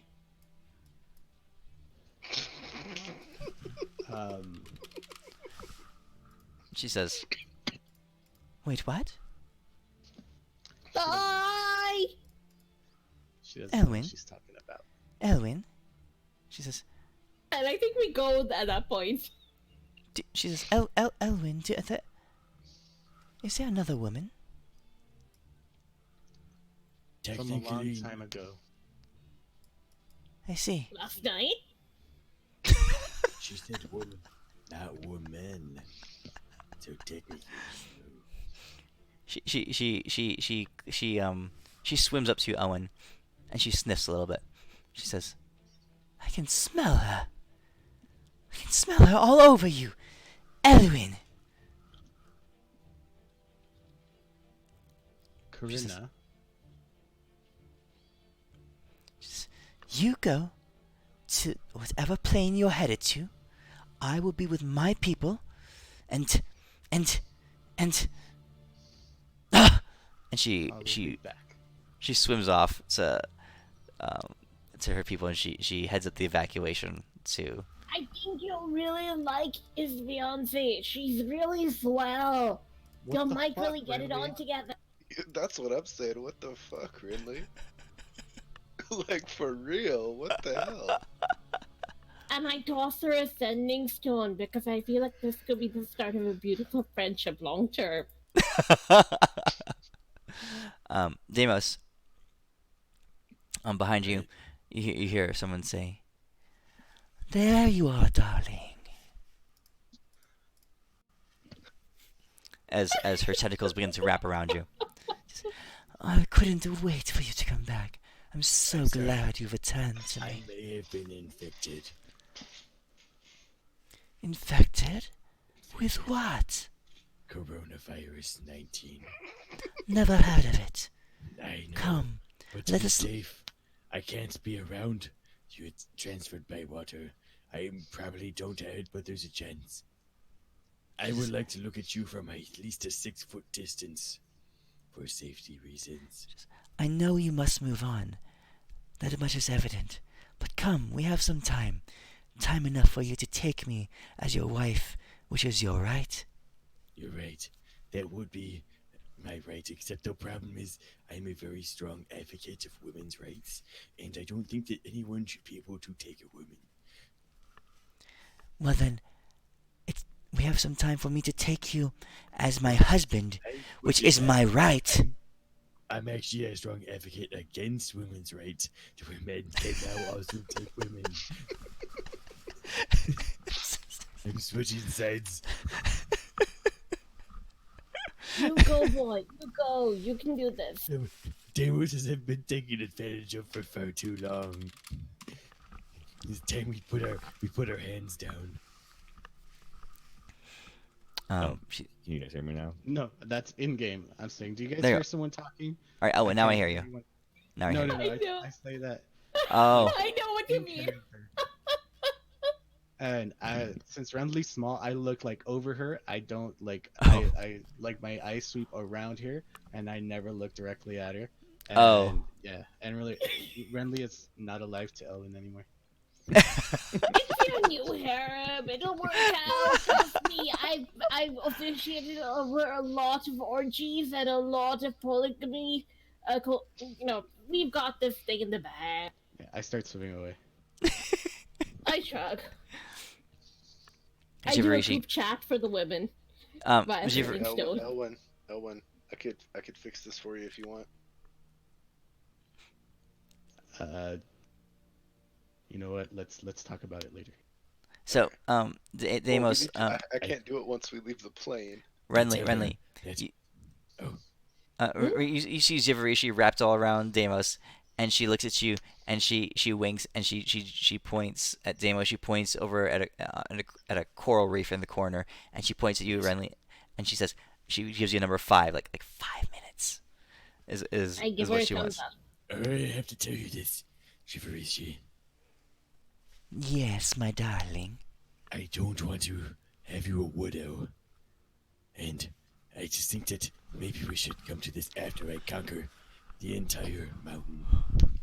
Because I care so much about you. And I know that you also don't want to be a widow. And I must conserve my strength. Deimos, you're so silly. Don't you know that an octopus has needs? I did not actually know that. But the thing is, you have to understand is Demoses need to have their energy. Oh? And they What get do their you mean? energy from climbing up mountains, apparently, and I'm sticking to that story. And they also get it from not being around tentacles. Are you saying you are that... my weakness. No, you're my weakness as I look into her eyes. You make me weak in the knees, and you make my blood hole clench. You make me sick. No creatures had ever done this before. Where you and your many legs, which make me run away. Here, where enemies I can charge forward. There must be something to this, but I need to make sure I have my strength mentally. She's I believe I understand. You flatter me with such kind words, Deimos. She says, I have heard that of human males, that exertion of the sexual kind can prevent one from being at full strength in battle. Is this true? Is this what you speak? Well, I mean, you read it in a book, so I mean, it might as well be true.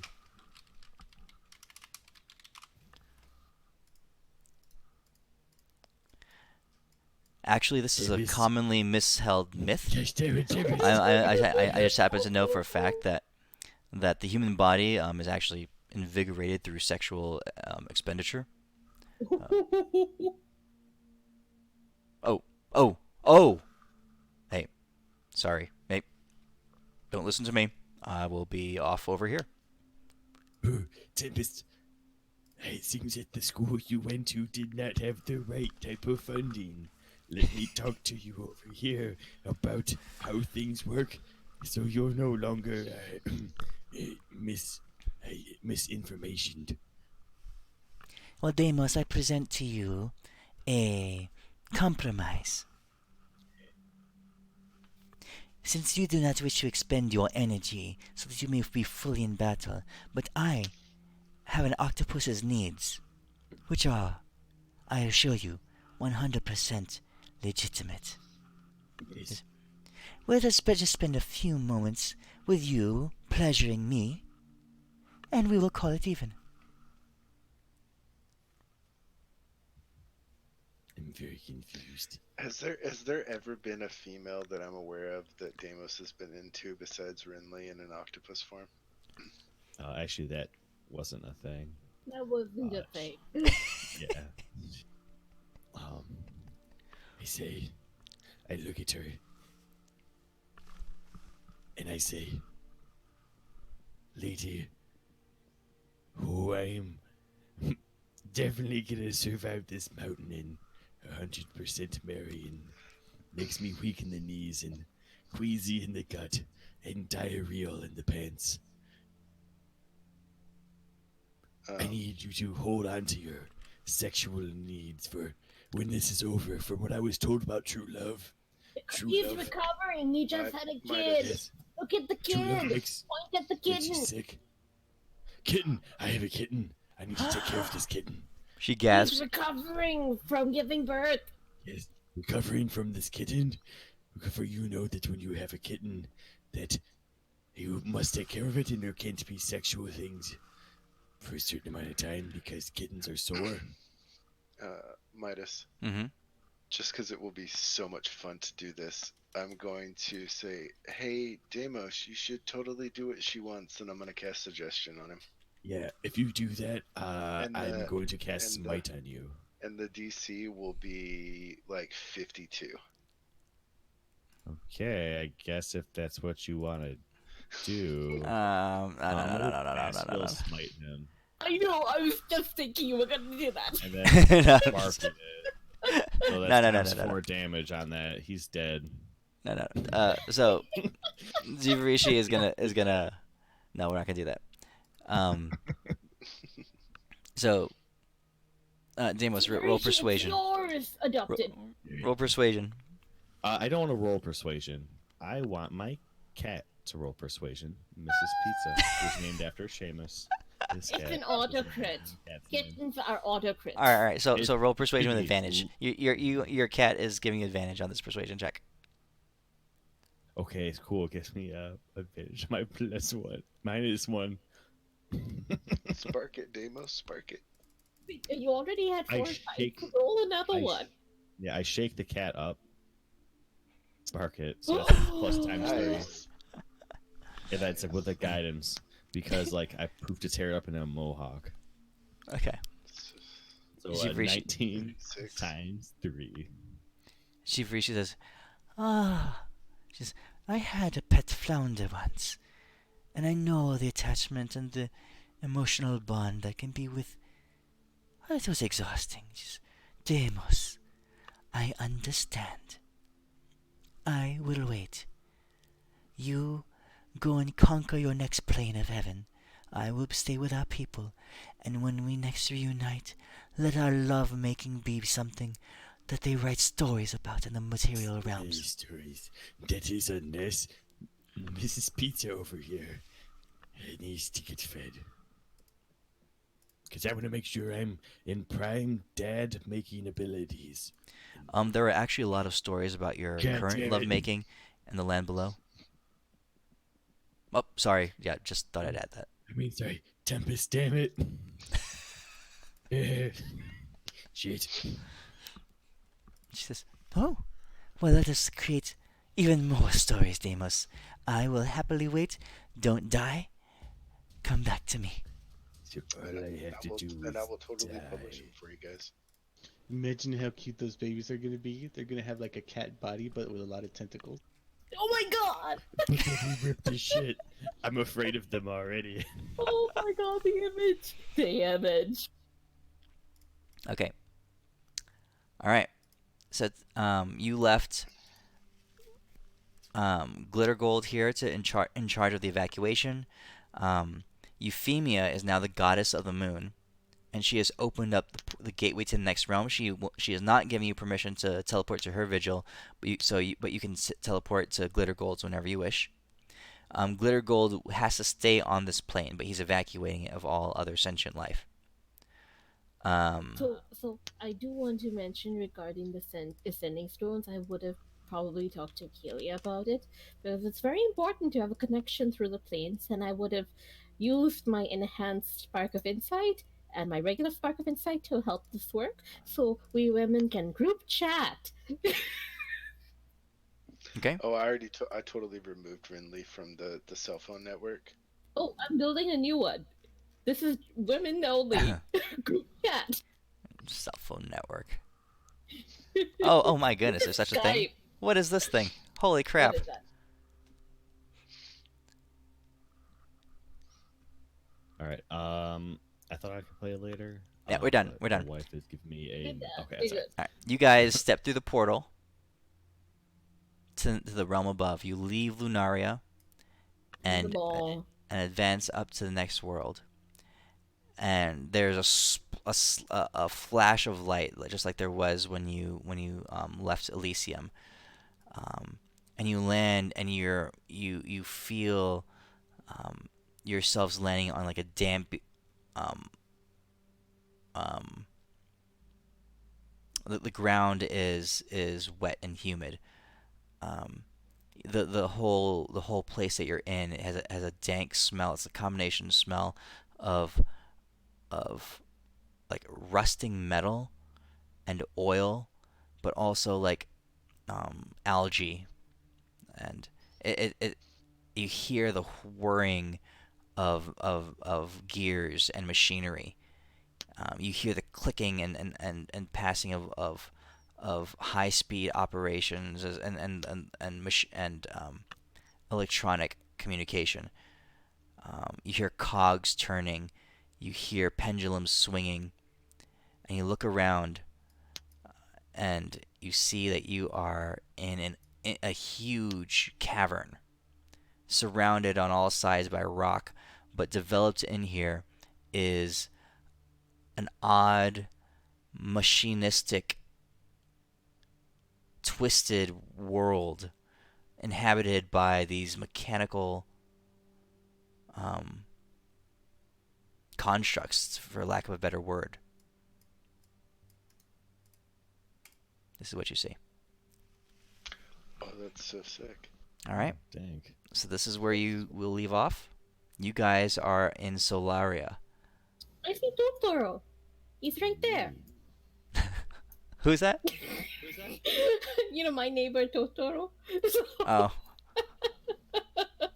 He's right there in that corner. I guess so, yeah. Oh God. It's that flounder spy dude's like cousin. Oh man, thanks for running the game. Freaking dope. This is Yeah. amazing. That was fun. Yeah. It's fun. Pretty excited for this next level. All right. Yeah, next session we're going to figure out what the hell happened to Renly. I'm She's like- totally there. I'm totally also Skyping. Not she, really. she totally went like whack job after Euphemia turned into a god. All right, guys. More like, oh no, see you no, guys. not like Yep. this. Have a good night. Everybody stay safe, stay alive. Night, night. Yep. All right, see you guys. Peace, dude. See you next week. Peace out, guys. See you next week.